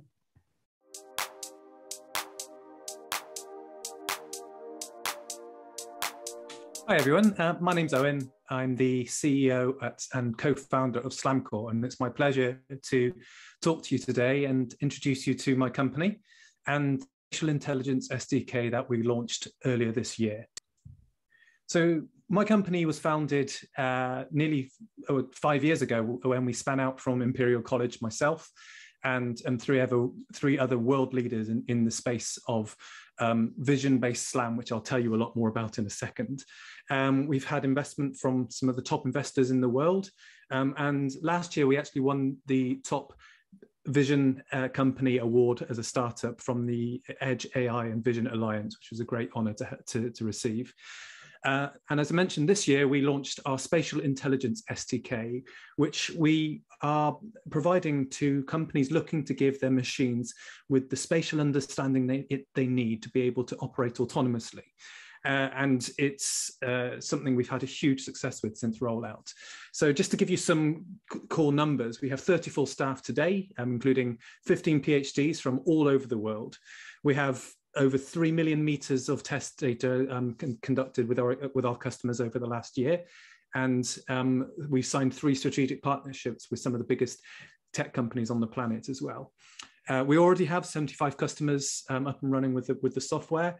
20 of those have moved through to POC and integration projects with a number of major design wins for us already, with a couple of major tech giants out there in Silicon Valley and some automotive OEMs as well. So to take a step back, at Slamcore, we firmly believe that in the future, the majority of machines will have spatial intelligence. And by that, we mean they're not just passive machines which crunch data and then present it to the user on the screen. These are machines that actually have an understanding of where they are in space. They can answer these 3 questions. Where am I? Where are the objects around me? And what are these objects? And this is creating a huge macro market. We call it the spatial intelligence market. And this covers everything from robots, drones, autonomous cars, AR, VR headsets, and technology which allows you to scan assets and track assets within factories and other large scale areas. Now, within that segment, there's the biggest segment by far is the autonomous robotics and drones markets, and that's about a $50 billion market. And within there is a $1 billion market for the spatial intelligence software, and that's exactly the space in which Slamcore operates, and we plan to be the dominant provider within that space. Now, nature has already provided us with the answer to how you provide machines with spatial intelligence. There's a reason why nearly every animal on the planet uses vision, and quite often inertial, so the inner ears within humans, combining those sensor feeds together to give us an understanding of where we are in space. And the technical equivalent of this is visual inertial SLAM. And this is really the area in which we specialize. The name suggests Slamcore, we are experts in SLAM. But currently, if you've ever used particularly vision-based SLAM systems, they suffer from being very inaccurate and particularly unreliable. If you move them too quickly or the world gets a bit too chaotic, these systems tend to fail. So therefore, customers need to, and people building products in this space end up using very expensive hardware, maybe using LiDAR or more expensive infrastructure, having to put systems all around their spaces to be able to track the location of their assets. And particularly important, many of these solutions that are out there today may work well for that one product, but they operate in a spatial silo, so they cannot share the information that they see locally with a global map, so that other products and even humans can start to understand what the state of the space is. And this is exactly what we've solved with our software. We launched at the start of this year in January 2021, and we have now been benchmarked to show that we have the best performance in class. We're twice as accurate and 80% less computational resource required. We are optimized for very low cost hardware, so we can run with standard cameras and standard inertial sensors that you find just on your mobile phone. And we are extremely flexible. The same system can be optimized and tuned to work on drones that inspect oil rigs to lawn mowers that cut grass. To give you a bit of a deeper understanding of our technology, we are that block in the middle between the two red bars. We have a flexible sensor interface which consumes sensor data. So our particular flavor is stereo data from a camera with inertial sensors. We can also integrate wheel odometry and other sensors. And then we convert that data into position, map, and perception, and then provide that to the wider autonomy stack. I'll take you through each of those in a bit more detail in a second. We have a public SDK, which is available today, and please head to slamcore.com to try it out yourself. To run that, you need to use our standard software, standard hardware. So we currently support the Intel RealSense range and the NVIDIA Jetson range. You can also run on a laptop or an x86 architecture. If you have something more specific, no problem at all, but we have a pay-to-port program where we can support additional sensors, different types of hardware, or porting to lower cost silicon. No problem at all. We have some companies looking to do all of this with less than $30 of silicon and sense and compute. We can do that, but there is a charge. So the way in which we produce, provide our software is very much like a SaaS solution, but it's still embedded edge software.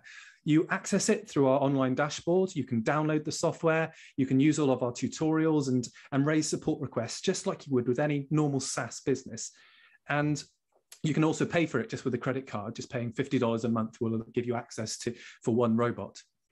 We provide a load of tools, so you as a developer can really get the most out of the system, including our own visualizers, the ability to record data and play it back, and a number of ways in which you interact with that data through our C++ API and ROS wrappers, ROS1, and we'll be announcing this week, ROS2.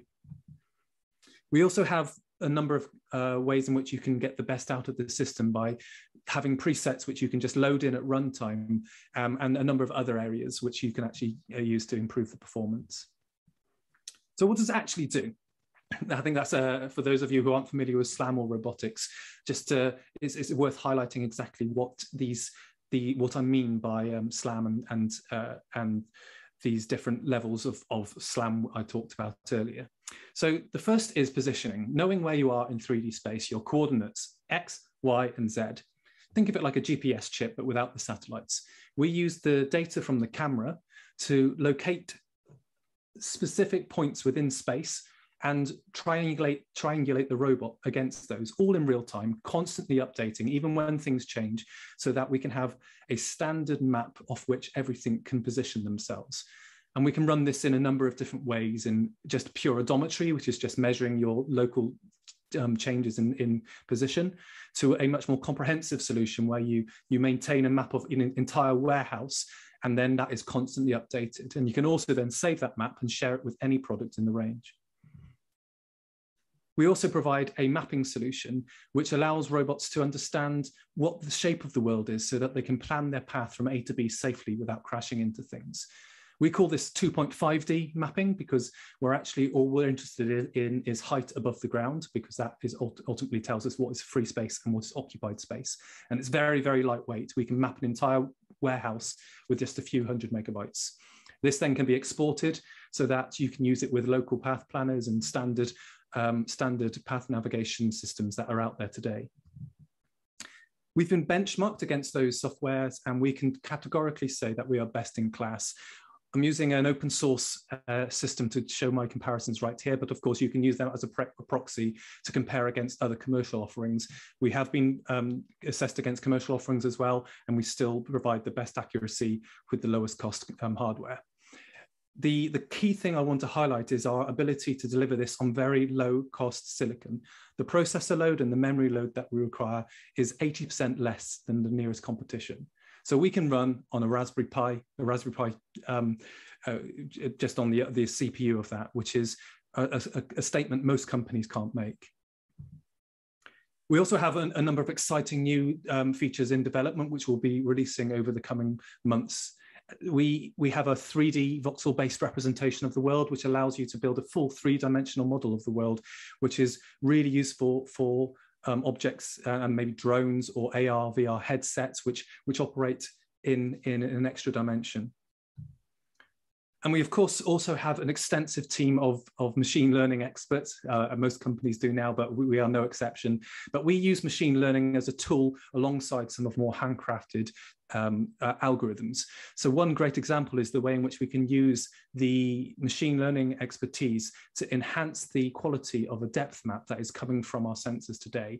Combining the standard computer vision with and our positioning from SLAM, we can actually massively increase the quality of a depth map just with software. And this has huge benefits. It means you can use much cheaper depth cameras and still get the same results. You can have much higher quality maps from lower cost hardware, and also you can have more confidence that when you detect objects that you aren't going to crash into them. We also have the ability to segment out objects and label them in real time. Here you see a video of our system running in a train station, and it's very flexible, very lightweight. It's been trained on standard open source data sets and worked out of the box as soon as we turned it on in this train station. And this then allows us to pass that data back to the underlying SLAM system. So we can now start to reject any features that we detect on moving objects and not use them in our position estimate, because if we're trying to measure our position against people or things that move, then that's just not going to work. We can also label the space, in each individual square centimeter of a space, with a voxel, with a semantic label. And that means we're able to automatically identify people, chairs, walls, and remove them with the click of a button. And if you've ever had to tidy up a map, a warehouse map for a robot, you'll understand just how useful that is. And we can also then segment out the objects and know how many there are in that space. So you can know automatically how many people, how many pallets, how many tins of baked bean are in that scene. And you can use that information to really customize your application to deliver what you're looking to build. So that was a quick overview of SLAMcore and what we're doing today, how we're using AI and computer vision to revolutionize the robotics industry. And this is really just the start. This approach is transferable. It works across many different applications, and we'll be expanding into other verticals over time. And I really encourage you to head to slamcore.com just to learn more. And if you'd like to try it for yourself, no problem. You can download it from there. So thank you for your time.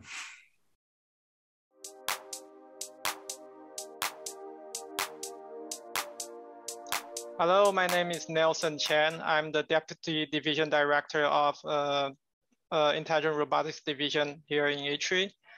I've been working in the robotics for like 12 years. And today I'll give you a brief presentation on what we have been doing in the past 2 years with a local company called TRC.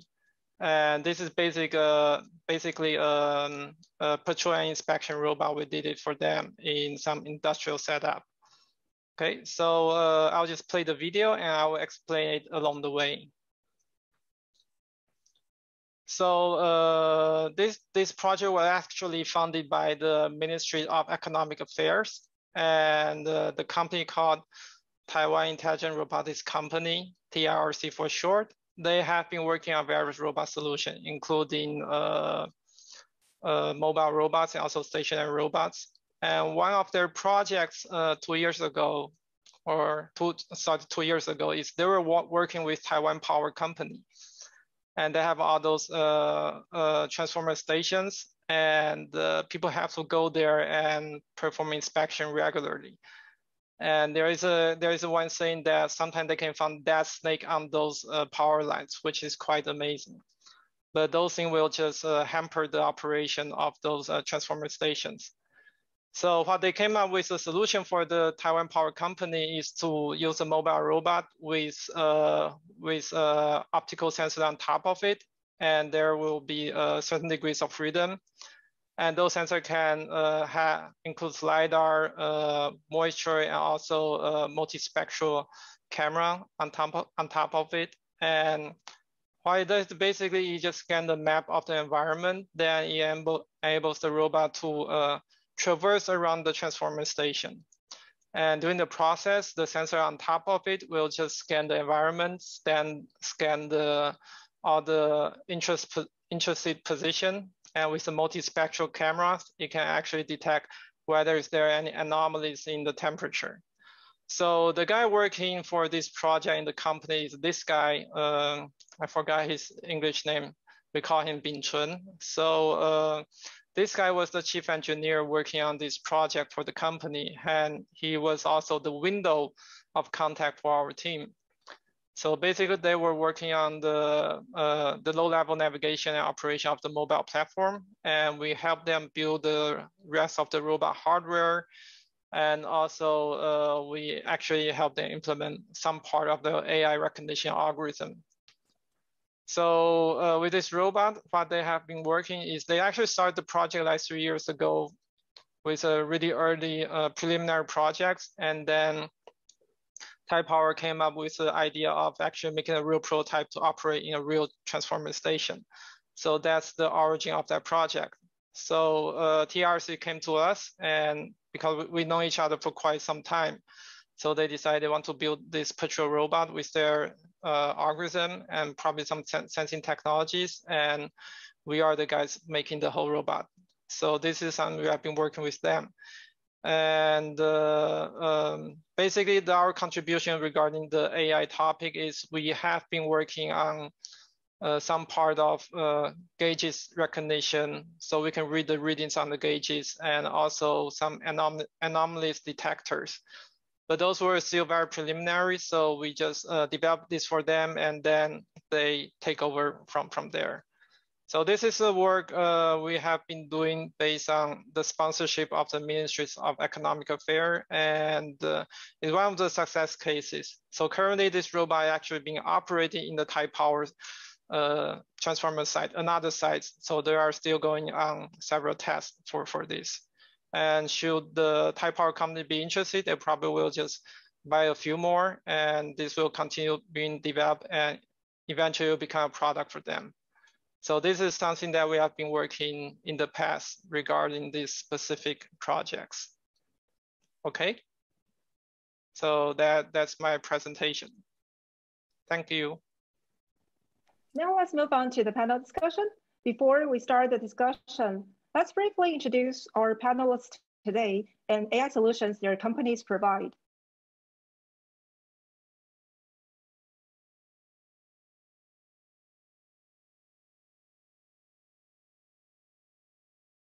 Discussion. I'm Connie Chen, the moderator for today's panel discussion. So before we start the discussion, I'd like to invite each of our panelists to briefly introduce themselves. So let's start with Dr. Asta. Thank you, Conan. Hi, everyone. I am Dr. Asta. I work for Accenture as a data science manager in our applied intelligence practice. I'm responsible for delivering AI and machine learning solutions to asset-heavy industries, including manufacturing, utilities, and others. And it's a pleasure to be here today. Thank you. Thank you, Dr. Asta. And now let's invite Dr. Christian. Hello, I'm Christian Lang. I'm the Director of Product at Oxford Instruments.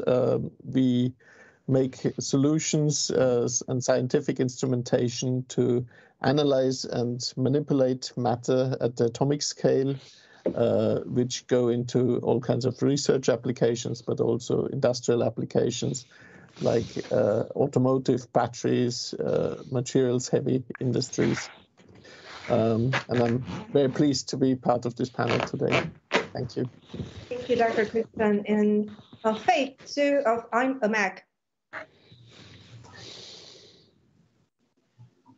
Hello guys, I'm Faith Su from iMac Technology as an assistant to GM. So mainly I just do like marketing and take more into several end-to-end automation solution planning.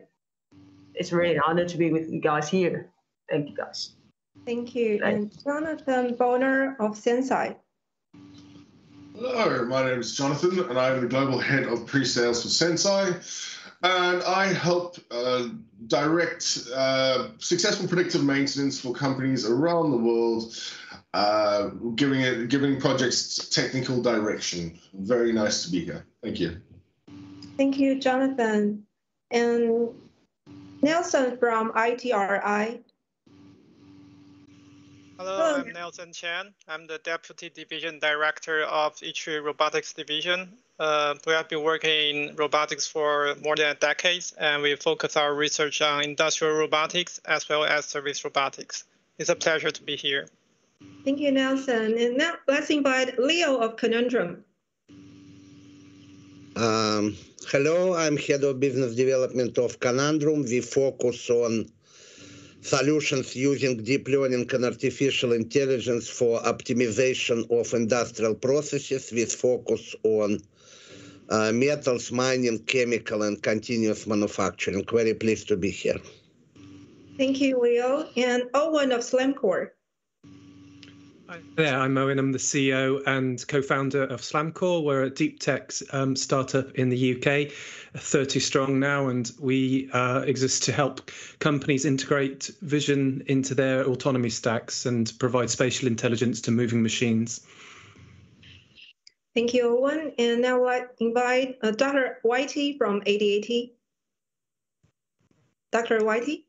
Hi, this is YT Chen. I am the Marketing and Design Director of ADAT in Taiwan. ADAT is a company that provides service using AI and AR to serve the industry to implement wisdoms.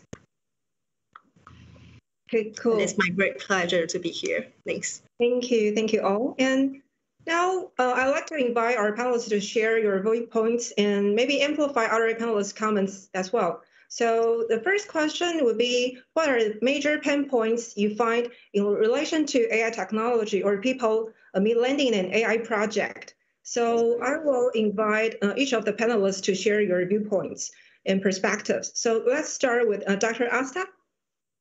Thank you, Conan. That's the most interesting question for me. And if you guys have heard my talk before, I talk about the pain points. So for us, when we work across our client portfolio, across these industries, the biggest pain point that we encounter is the scaling up of the AI solution. So you can build a POC, you can build an MVP, but then when you start scaling up on an enterprise level, that's where we feel that the challenge comes in.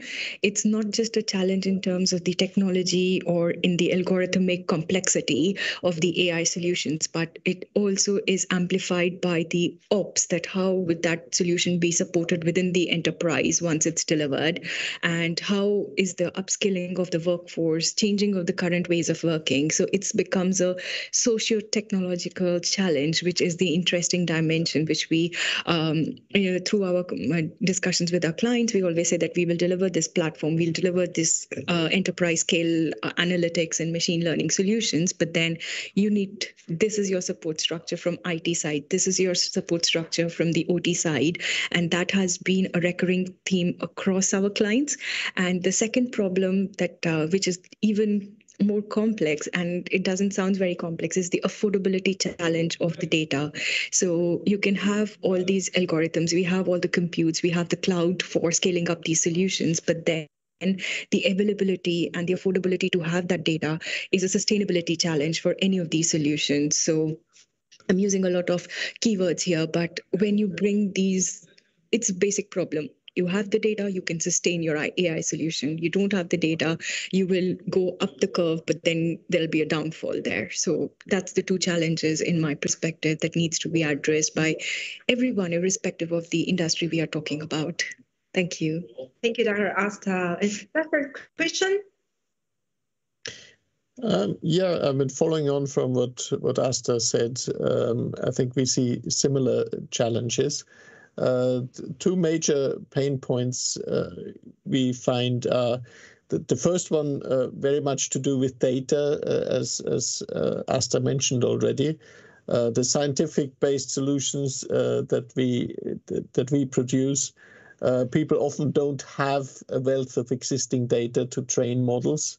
So we favor, to address that problem, we favor pre-trained algorithms that can maybe adapted and trained with a small amount of data. And that's how we help our customers address the pain point around data, as getting a large amount of very structured data can be difficult for the applications that we address. The second pain point is generally that it's a very rapidly and very rapidly changing and evolving field, AI and machine learning, and that really leads to often difficulties in selecting the tool set that we are using to deliver the solutions, as the landscape is constantly changing. A tool that may be in the lead at the moment may not be in the lead in a year's time. And what tools are being used at the moment and are being seen as particularly good for a particular application, that may not be a good indicator of what's happening tomorrow. So that can be a challenge for companies starting out in AI sometimes, and to make that initial decision, to make that investment decision. But yeah, I mean, challenges around data is certainly what we see, and where we can help people is to provide pre-trained models that are easy to introduce and easy to use. Thank you, Dr. Thank you. So now let's go to Faith. Faith, would you please share your perspective? Yeah, sure, guys. Cheers. I think the major pain point that I found in AI introducing is what the public think about AI isn't all on the same page. So the first pain point I think is like many people still think that AI can basically do like everything. Like the correction rate of the AI recognition is much higher than the manual recognition. So they tend to be like too positive for the AI technology. However, I think it's not 100% true, because the first step of applying AI is manual data labeling, which means we have to give the training model sufficient data. If the correction rate of the manual labeling is, for example, is only 80%, it's hardly to expect AI to reach like 99% of the performance. And the second pain point I think is we can train an AI model, like as the previous panelists already shared with us, is that we can train an AI model with very little data, because the message information is critical. We need quite a huge amount of data. So like the conventional machine learning, for example, support vector machine, so for SVM, we have to feed the training model the known trait first, such as like the dimension of the object or the color, layout, distribution, or margin characteristic to train an AI model. So not mention the new machine learning technology for like what we know as the deep machine learning. So we need big data, lots of information for sure. Yeah, thank you. Thank you, Dr. Faith. And Jonathan of Sensei?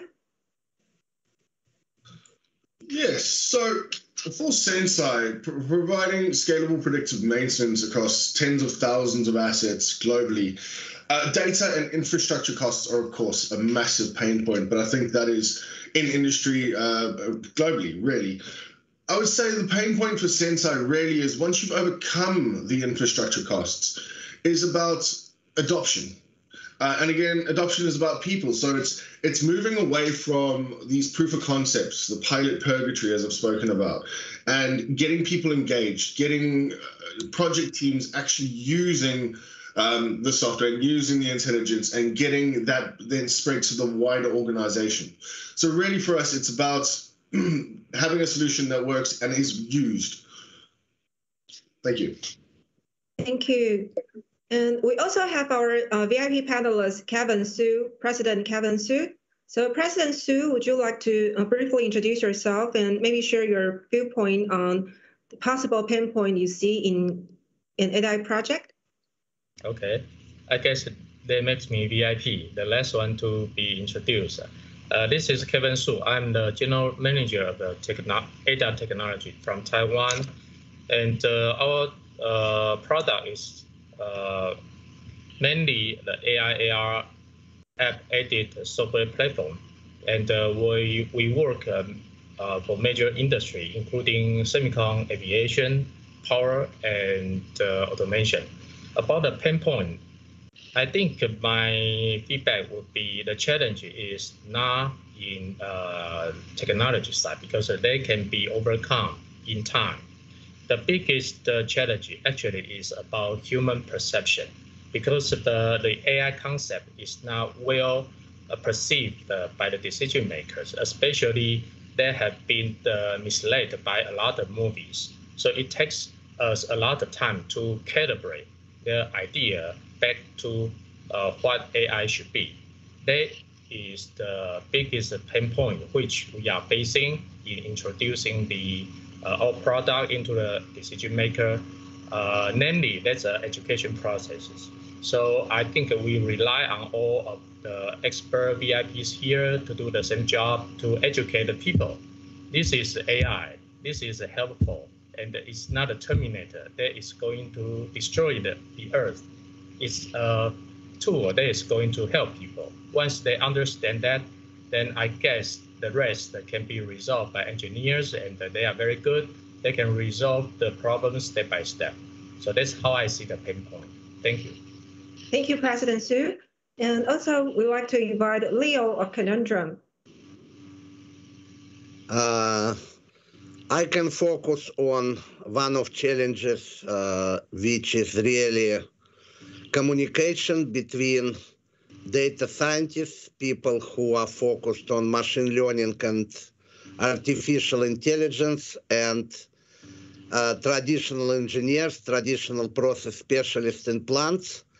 And there is a very strong gap because most of data scientists, they are excellent in math, in deep learning, but they have problems communicating with real users, which are engineers, but educated and used on different technologies and domains. And on the other hand, traditional industrial engineers very often are excellent in their process knowledge, but have difficulties to understand terms and anything related to data science or modeling. And bridging this gap could bring immeasurable benefits in adoption and also expertise transfer between those two large groups of engineers. And I believe that communicating and better understanding between those two tribes could move artificial intelligence adoption in industrial markets quicker than anything else. So it's again about humans. Thank you, Leo. And Nelson? Okay, we're working on robots, so we are mostly more application driven in terms of AI. So we use some AI algorithms when it is applicable. And one of the biggest challenges we have is when we're trying to deploy our products to our customers. And back in the lab, everything works well with all the data we gather. But when we go to the real site, there is sometimes there are some circumstances that will result the AI algorithm to perform beyond our expectation. And sometimes we don't know which part goes wrong.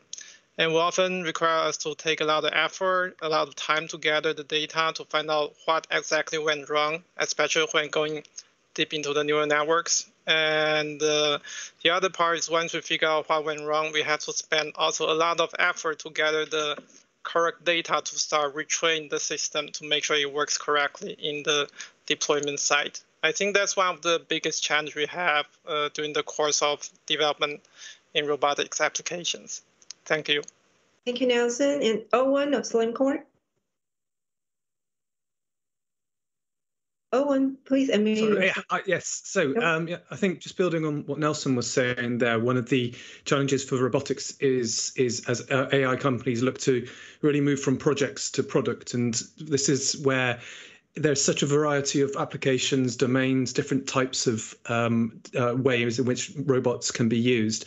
No single one is a massive market on its own. So if you want to build a successful commercial business, you do need to have a product which can work across multiple domains in multiple areas.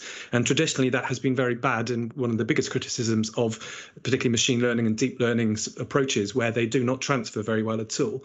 But if you build a system which can only be delivered by a very expensive consultancy project, then you don't really have a scalable business.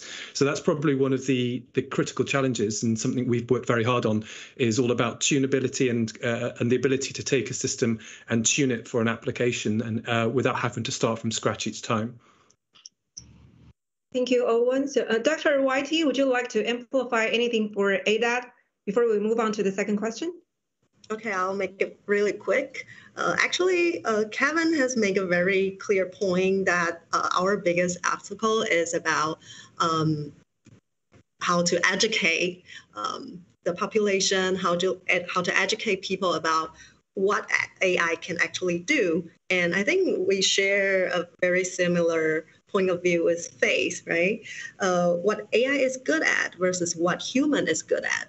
We need to make this clear for our potential customers, because otherwise people may have unrealistic expectation to what AI is capable of. And to achieve that type of AI, it will require tons of data, training, labor for labeling, et cetera. And maybe that's not the best route for it, because you are trying to train an AI to do something that human can easily achieve.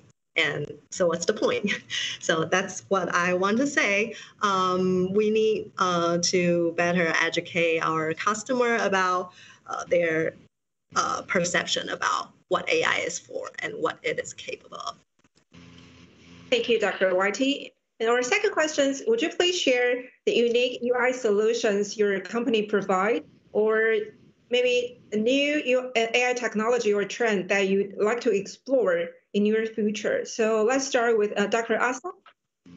Thank you. So at Applied Intelligence group that we have, it's a global group, and we have the smart manufacturing as one of the key verticals for us, along with, so we work a lot, we have a platform which is called solutions.ai, and also the digital plant, which is a kind of a catalog of our products and services that we have built over the time as we work with different clients, right from intelligent asset management to condition-based monitoring of the assets to optimizing the supply chain, especially when we talk about the automotive industries or chemical plants. Then how do you simulate and see how your assets are going to behave in terms of event monitoring, in terms of any failure? So as a plant manager, you can see the whole simulation using the AI and machine learning algorithms running in the background, that how my assets are, what are their conditions, do they need any interventions on that particular day. So before that day starts for your workforce, you are able to run a complete simulation end to end of your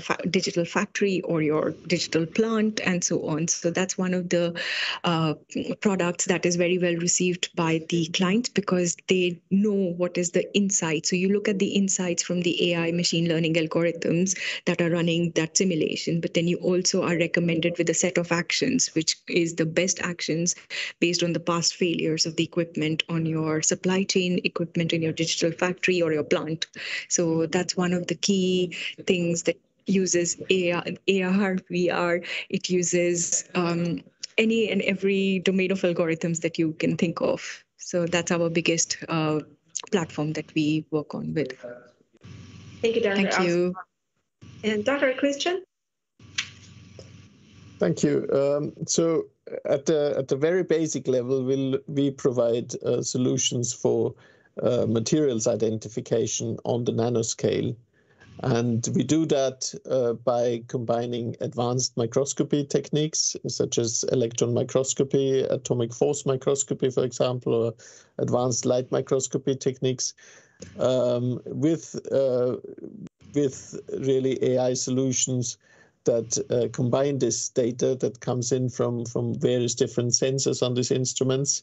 So that may be image data, for example, to judge the morphology of, for example, particles that are used to manufacture a battery component or an automotive component. Spectroscopic data for compositional identification. So the AI really gathers all that data and does the material identification and then translates that into relevant information for the specific process that we are addressing with the customer. For example, an example would be we have solutions for looking at raw materials that are used to manufacture the cathodes and anodes in batteries that go into electric vehicles. We have a solution that is aimed at additive manufacturing, so where people do 3D printing of metal parts and want to study the microstructures and really understand how that relates to how the defects relate to the properties of what they manufacture. And really anywhere where there's reliable identification needed of very small particles or very small structures. Semiconductors, of course, is a very, very big area as well. So it's really an ever-increasing market as manufacturing takes advantage of kind of the micro and nanoscale properties of materials. So that's the main area that we offer solutions in. Combining AI with the techniques, with the scientific techniques that we produce. It sounds like you need materials, domain knowledge on materials, right? Yes, yeah. But some of what we do is take that domain knowledge and automate a lot of these processes so that the operator doesn't necessarily need the domain knowledge. But we as a company need that domain knowledge, of course, to translate it into something that's relevant for the customer. Yes. Thank you. And I want to invite Faith from IOMAG. Faith? Hi, because IOMAG are a logistic automation solution supplier. So I'd like to share two AI solution that we provide. First one is what we call AR vision picking. That we combine like AI and AR, which is augmented reality technology. There are some operations such as smart order picking that we could use it to smooth the order fulfillment process. And the other one is indoor navigation. We can use for like retrieval or putting away for the storage goods. And also we have like remote support, especially for after sales service. The core technology is regarding AI is that we can manage the image recognition, voice recognition, and also the barcode scanning all in one, integrate into a small compact glasses, AR glasses. So we can double check the picker in the warehouse is picking if they are picking the right items. And in the meantime, this kind of hand-free operation can optimize the efficiency as well.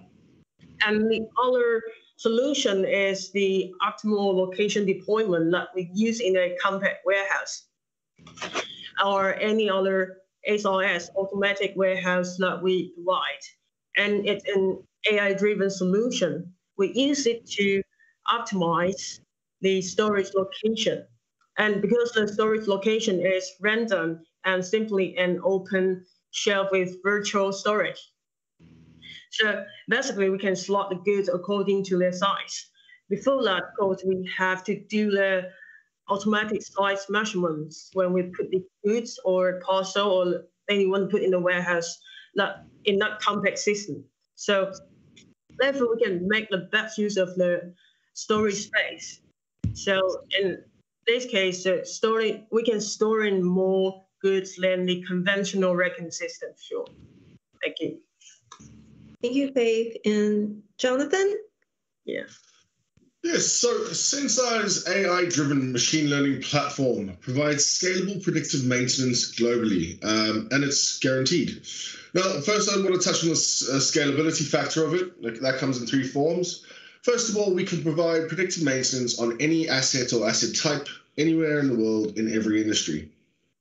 The second is it's based around ease of use, making sure that a handful of engineers can be in charge of tens of thousands of assets. And third of all, it's financially scalable. We are looking to onboard clients at scale. We are wanting all the full balance of your plant, not just a handful of critical assets. And the guarantee part is we guarantee return on investment. So if you do not achieve your ROI within 12 months, we will give you your license fee back. Thank you. Thank you. And Leo, what kind of unique AI solution can Conundrum provide? Well, we provide end-to-end platform and application using automated machine learning, deep learning, and various productized data science methods for mostly optimization of highly variable processes in mining, metallurgical, chemical industries, with focus on using our solutions for real-time improvement of control values, parameters, meaning our end users are engineers in hard hats, not people in corporate offices. And main benefits we are targeting include, well, obviously, high multiple return on investment, but also increasingly using optimization to solve challenges of reducing water consumption, electricity consumption, reducing emissions, and other green metrics, which also can be significantly improved by using modern machine learning and deep learning methods. Our major target customers are very large global enterprises with multiple industrial sites. Some of our flagship customers are Anglo-American De Beers, fourth largest mining and metal company, largest nickel supplier to world and battery markets called Nornickel. We also have such customers as Procter & Gamble and so on. And for our solutions, machine learning and deep learning, they are not kind of nice marketing trick. It's really core of what we offer. And really other applications connected to it include control and predictive quality control and predictive quality. They include recipe management. They include a lot of digital data-driven simulation scenarios. And I believe that given that our solutions are also executable remotely, most of our customers' uptake, large global implementations was during coronavirus years, and we really are able from a few locations deal with very complex customers worldwide using cloud technologies on premises, connected to cloud and so on. And I believe that area we are targeting is less crowded than many areas in industrial data analytics. And hopefully we probably also could partner with a number of companies participating in this discussion. Thank you. Thank you, Owen, and thank you. Now I invite Nelson from ITRI. Okay, our team have been working on manipulation and and mobility as well. So we kind of adopt a hybrid approach into using AI techniques. That is, there are certain problems that requires AI technique to solve, which will be more robust, especially when those are in unstructured or unconstrained environments. Those are the part we will probably use AI techniques or algorithms to solve our problem. But on the other parts, for instance, if those are, let's say, past planning, if we already have existing method that works well, we probably will just use the existing ones. So basically, what we have are a hybrid approach, which most of the AI algorithms are in the domain of recognition or detection, especially on the image part. So for the manipulation part, we have been adopting AI techniques in random bin picking applications. And also in the mobility part, we have been adopting AI techniques in the path planning and navigation part. And what we are currently working on is we are actually exploring possibilities to apply AI techniques in fleet management, where we have, let's say, multiple numbers of robots that has to be directed with different tasks. And we are trying to look if there's a possibility that maybe by using AI algorithms, whether in which specific techniques, neural networks or reinforcement learning, where those will actually improve some decision making in the management process. And that's something that we're looking forward to. Okay. Thanks, Nelson. And Owen of SlimCore. Yeah, I think the macro trend that excites us the most at SlamCore is the fact that machines are becoming more and more spatially intelligent, and that's an increasingly important part of their value proposition. So when you look at warehouse robots, drone inspections for bridges and rooftops, and even Amazon announced the Astro yesterday, which is essentially an Alexa on wheels. And sorry if I just set off your echoes. This is already a $50 billion market today. And if you add autonomous cars, AR, VR, real-time tracking systems and digital twin scanning technology, well over a $100 billion market, growing at 20%, well, about 40% CAGR now. So there's a huge market of intelligent machines, and they all have something in common. They all need to understand where they are, how far away are things, and what are the objects in that space. And this is something that at SlamCore we've taken inspiration from nature in, and we have built a vision-based solution to this. Just like humans and most animals use cameras or eyes to solve this problem, we solve the problem with vision. And this is something we've been working on for over 5 years. We're 5 times more less resource. We all run on the edge. We're twice as accurate and 10 times more reliable than the competition. And the same solution we're able to provide across all these different verticals, because, as I said in our previous answer, we have built a system which you can tune. And so 80% of the solution is there, and the final 20% is done through tuning. And this is something extremely exciting. And I think actually we're only just starting to see the power and the impact of this type of technology to have a huge positive impact on the way we all live our lives. So that's without a doubt the most exciting area, I would say, for us. Thank you, Owen. And now let's invite President Su and Dr. YT from ADAT. So may we start with President Su? Okay, thank you for the question. Our major focus is on semicon, aviation, power, and automation. And the share and the common problem is they all own very expensive machine, including a $50 million US machine. And we don't expect them to go down in very long time, especially the airplane when you are on it. So which means you have to figure out a solution in maintaining, diagnosing the problem. And we found out the most effective way is to put AI coach aside with these workers. So he can be there to guide, to quality check, to ensure everything is done in a correctly manner. The only problem is how to make the AI coach app easily, effectively. So our product is ADB, the software platform, which is made to make the AI app without programming or coding necessity, which means everyone, just everyone, can make your own AI app. If you have the talents, if you have the wisdom, you can use this ADB, the software platform, to duplicate your own AI coach, which is exactly the same as you. And which means I can train an AI coach to make the pasta, a very delicious food. Of course, the food industry is now our major customer.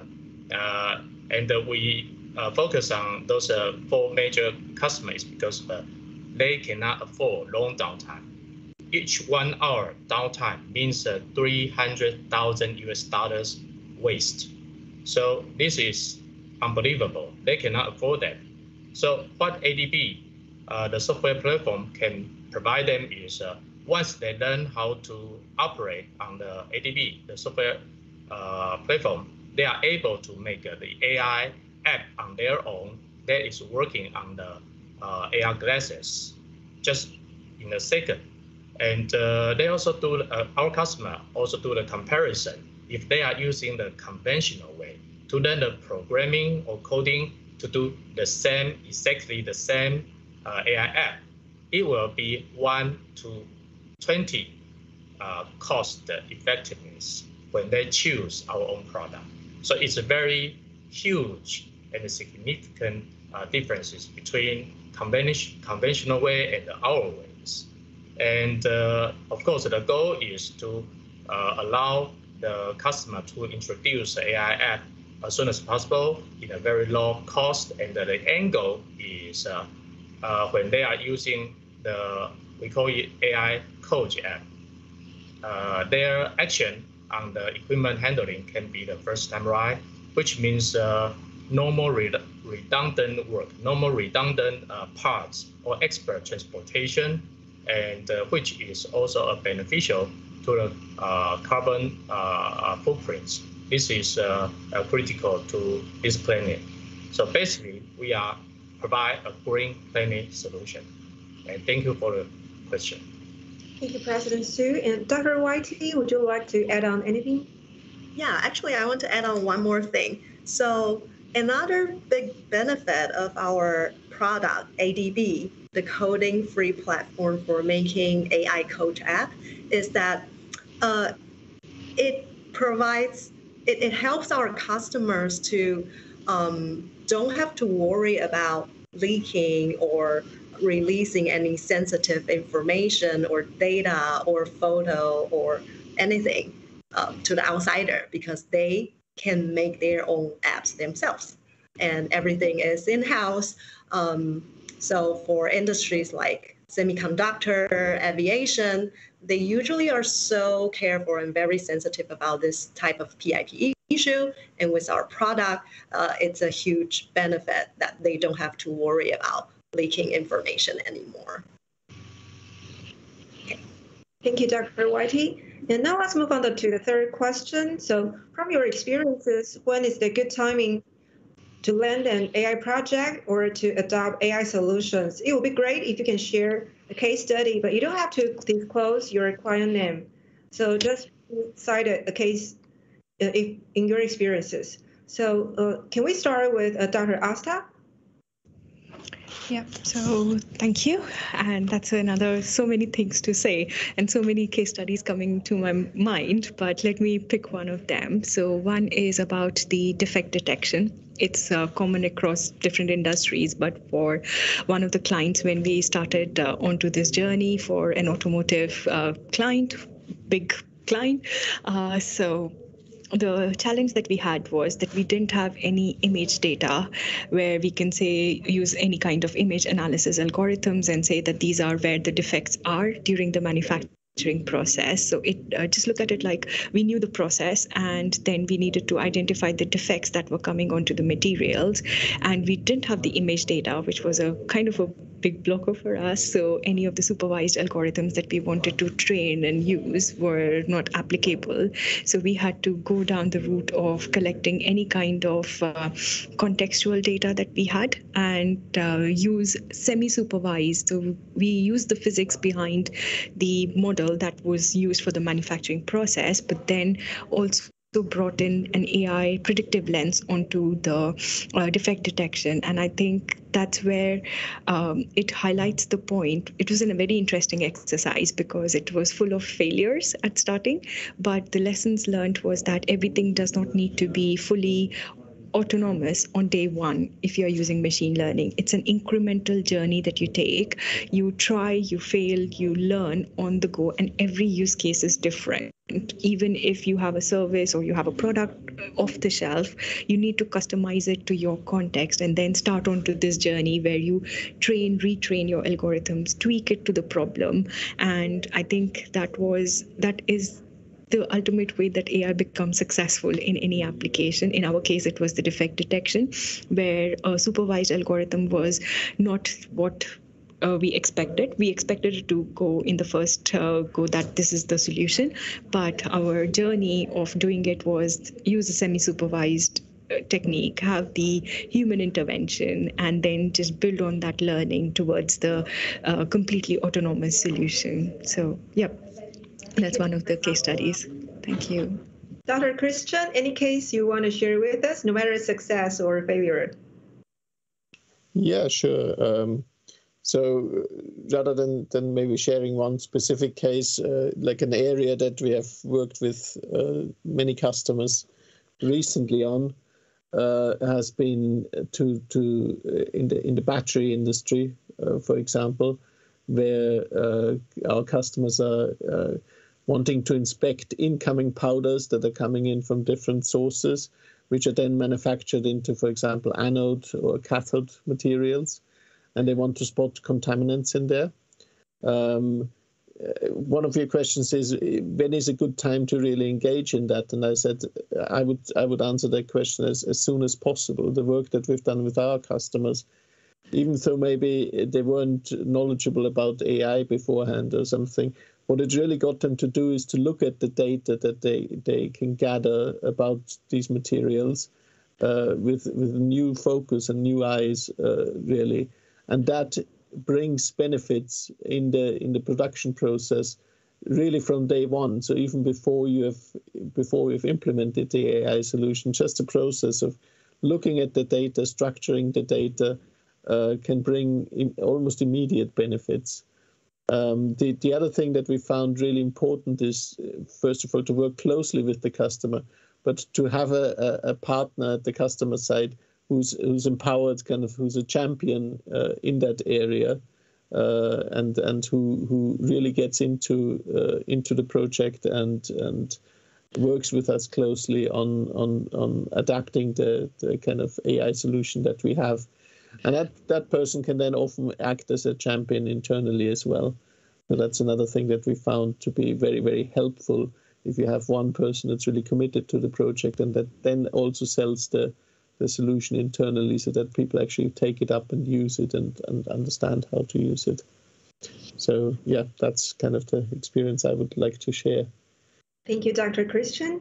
And may I invite Faith from IMAC? Any AI lending project or a case you want to share with us? Hi, Faith. Please unmute yourself. Thank you. So first question is, when is the good timing to adapt AI solution? I think now is a very good timing, I reckon, due to the global pandemic now. I think the situation lately really forces us to take the new technology like AI, AR, VR, or smart logistics, and how to make zero contact happen into serious consideration. So our smart logistics solution like shuttle rack system or more robotic system, or even like 3-dimensional robotic warehouse, they all play important roles in it. So I'd like to share a real case that would help a leading e-commerce company to build the first AI warehouse in Taiwan.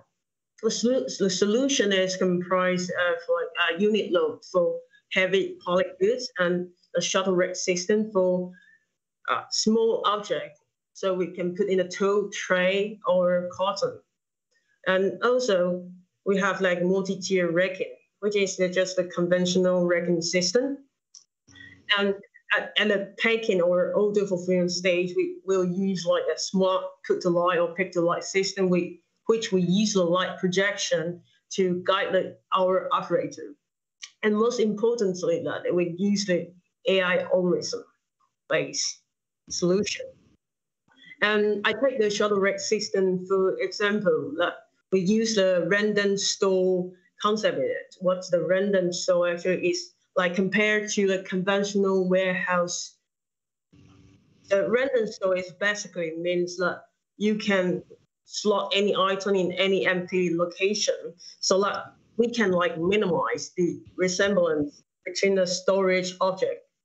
On the other hand, so we can also like increase the picking efficiency because we use the high-speed shuttle rack call to retrieve or put away the picking tool and transfer them to the workstation faster than ever. Yeah, thank you. Thank you, Faith. And Jonathan, any case from Sensei? Well, first I'm going to address when is a good timing to adopt AI. And being directly responsible for global revenue, I'm going to say right now, today. But more importantly, it's about solving problems. I'm a big fan of not just doing something for the sake of it because it's got flashy names or the buzzwords sound interesting. But once you've identified a problem and you've done your benefits analysis, you should research what is going to be the best fit for you in your environment. And the example I'm going to give is for a company in metals and mining. And really what they found was we didn't have to implement any infrastructure. So there was zero infrastructure costs. They didn't have to adopt any or hire any new personnel to adopt the system. And really what that speaks to is once you have correctly identified your problem and correctly scoped the solution, you can be quite amazed at what you can achieve with existing infrastructure. And what AI can achieve to help you attain your goals. Thank you. Thank you, Jonathan. And may we invite Leo from Conundrum? Any case you want to share with us? Sure. So starting from question, when is the best time to implement AI? I would say that it's absolutely custom individual for specific companies, and it includes very unique combination and complexity of their data readiness, preparation of their IT infrastructure, their business priorities. So for this, I would say there is no one-size-fits-all answer. And in some cases, actually premature trying to implement AI solutions which does not bring success, put some obstacles to vendors or partners which come in later. So here I would say it's very individual and depends really on business cases and variety of other factors. Regarding use case, I could share, well, one of common challenges in mining processes is optimization of milling, which create very often bottlenecks, which very heavily impact on throughputs and also very often has excessive energy consumption. And in order to implement that, variety of different data sources are needed. But in huge number of global resource and mining companies, they can have some advanced automation in some parts, but not in this one.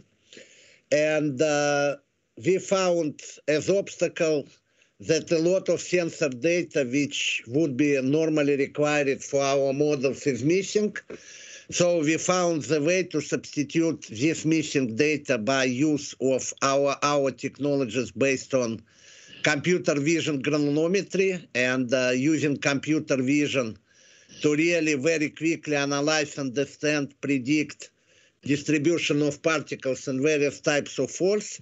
And using this kind of data fusion, we were able to solve this business case and many others, which also bring to conclusion, which is pretty obvious common knowledge, but sometimes ignored, that in using of complex problems using artificial intelligence in industrial environment, very often other data sources and other methods are needed.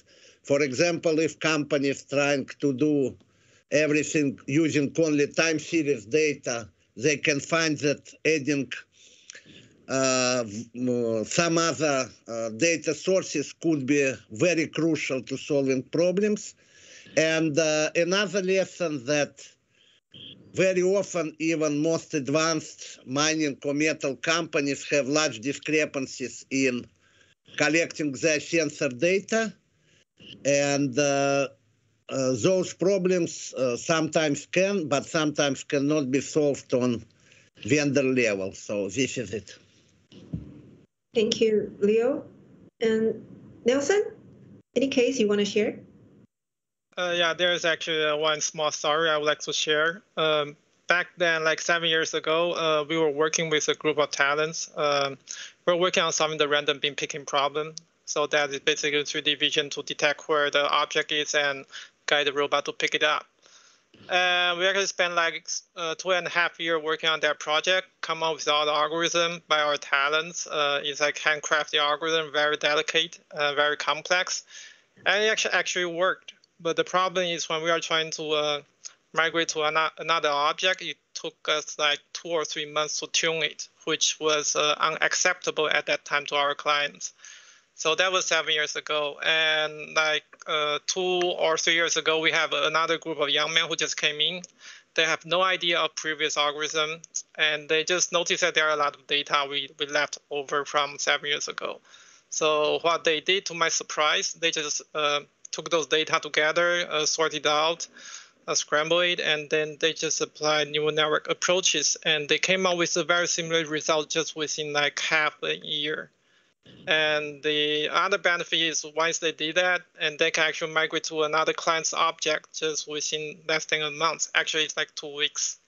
So that was like way better than what we had before. It was much faster, much robust to variation.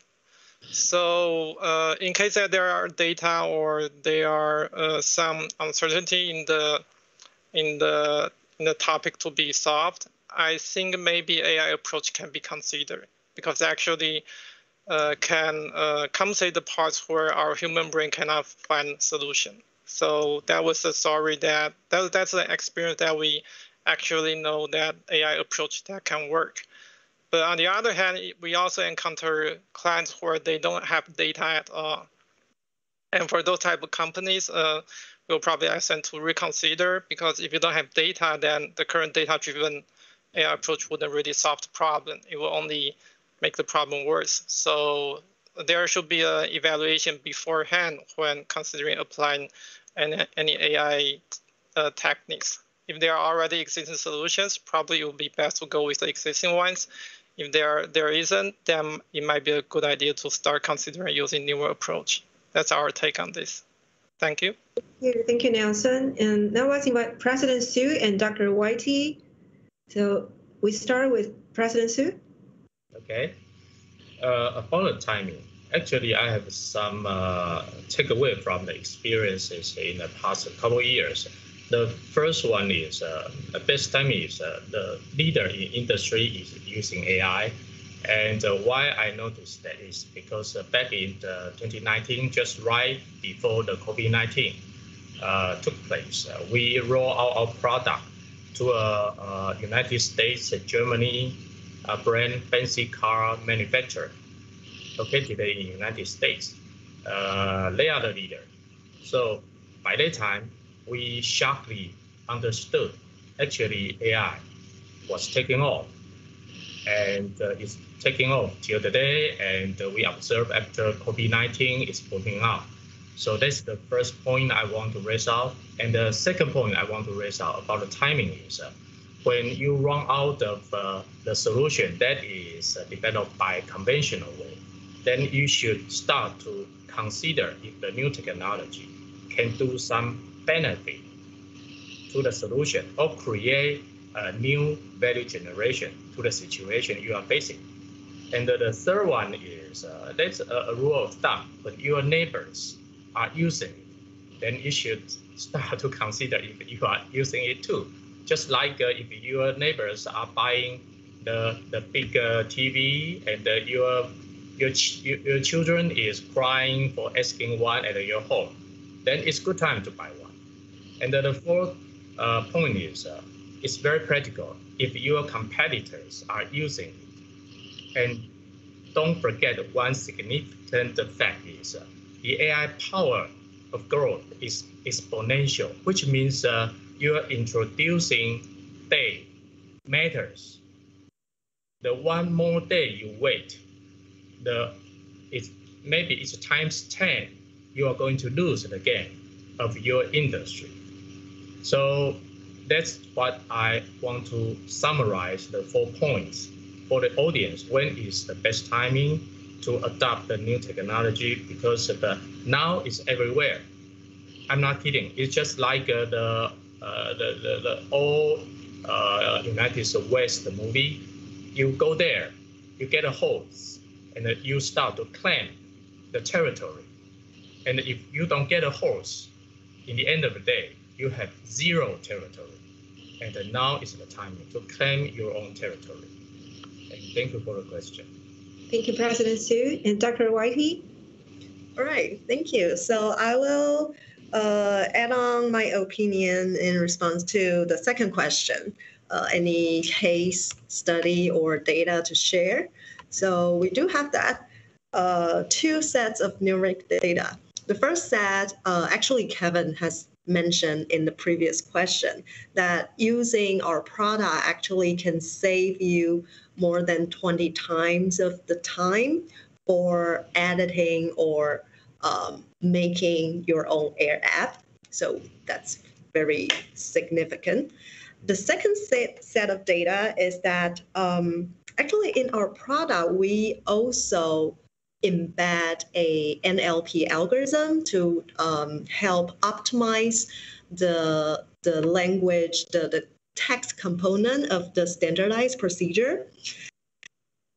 And with that help, we can save about 16 to 41% of time for field operator to conduct their daily operations. And more importantly, their operation accuracy has also been improved to about 13 to 14%.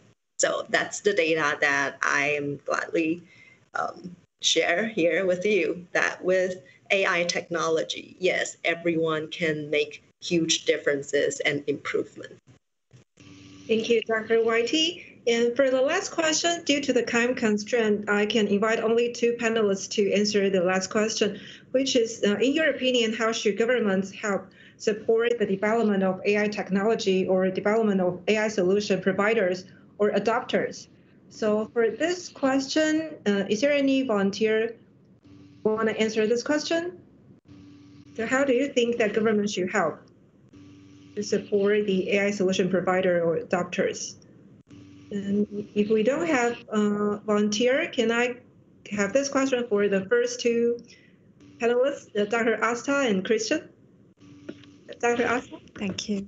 Thank you, Conan. That's a very, very important question. And I think the governments are the most important players in this AI ecosystem that's evolving across industries. One, if the regulatory compliances, the new laws that are coming, just like we have the data protection law, GDPR, and everything that everyone needs to comply in different regions. Similarly, when these laws are extended to the AI frameworks, how that whole regulatory system will evolve is a key consideration for big, small, all the industries, right? Because we are talking about humans, we are talking about the real world here. And the number 2 is building that ecosystem, because it's not just about applying AI and ML. It's also about, for example, in the UK, when we had the AI review, the part of the recommendation was the industrial acceleration that needs to be supported, but how the universities, how the educational skills can prepare a workforce for the future, which is all AI ready to come into the industry and bring that innovation into the industry. So we had the Alan Turing Institute, which was established as part of the UK government's AI review, apart from the industrial review that was done. So these are the kind of things. Then the visas were eased out for bringing more AI talent into the UK. I think that's the way the governments can really contribute to the different regions, not just the UK. So UK is one of the examples, but these are the two key things I see that the government role is very, very important. Thank you. And Dr. Christian? I think I want to reinforce the points that Asta just made. I think the role of government is incredibly important in terms of supporting the basic development of AI, the exploration of new methods, and there's obviously a lot of research happening at university and research institutes level. I think where government can play an important role is to especially support projects that link industry and universities. And I think as it's already happening, but it's very important to listen to industry as well, how to make these collaborations, these linkages most productive. I think most industry players are very keen to engage with government around that. Regulation, of course, is a big topic as well, and it's maybe a whole discussion in itself. So I don't want to go too much into that, but especially in the kind of manufacturing area. There's probably, I think some other participants today have aired it already. There's a lot of misconceptions out in the public domain about AI. What we're doing here in manufacturing is probably not your kind of apocalyptic scenario. So it's probably light touch regulation that we need, lighter touch than where it touches kind of privacy concerns when it gets into kind of areas of face recognition and being used in public. Okay, thank you, Dr. Christian. So now we're about to end the panel discussion, and I want to give our big thanks to all of our professional speakers and panelists. Thank you all for sharing so many valuable insights. And I hope that all of the audience enjoyed today's online conference. And actually, we believe that if you want to walk fast, walk alone. But if you want to walk far, we have to walk together. So thank you all for joining us today and being a part of this journey. And if you're interested in some of the companies or their AI solutions demonstrated today, you can scan the QR code on the screen and access the conference webpage. So on the webpage, that you can also find the YouTube live streaming video of today's conference and replay it or share it with your colleagues or friends. So now it's time to say goodbye. And I want to invite all of the panelists to wave hands with me to say goodbye to all of the audience and wish you all a prosperous business. Bye-bye. Stay safe. Thank you. Thank you. Thanks, everyone. Bye. Thank you. Bye. Yeah, bye. Now we'll turn our control to our medium team.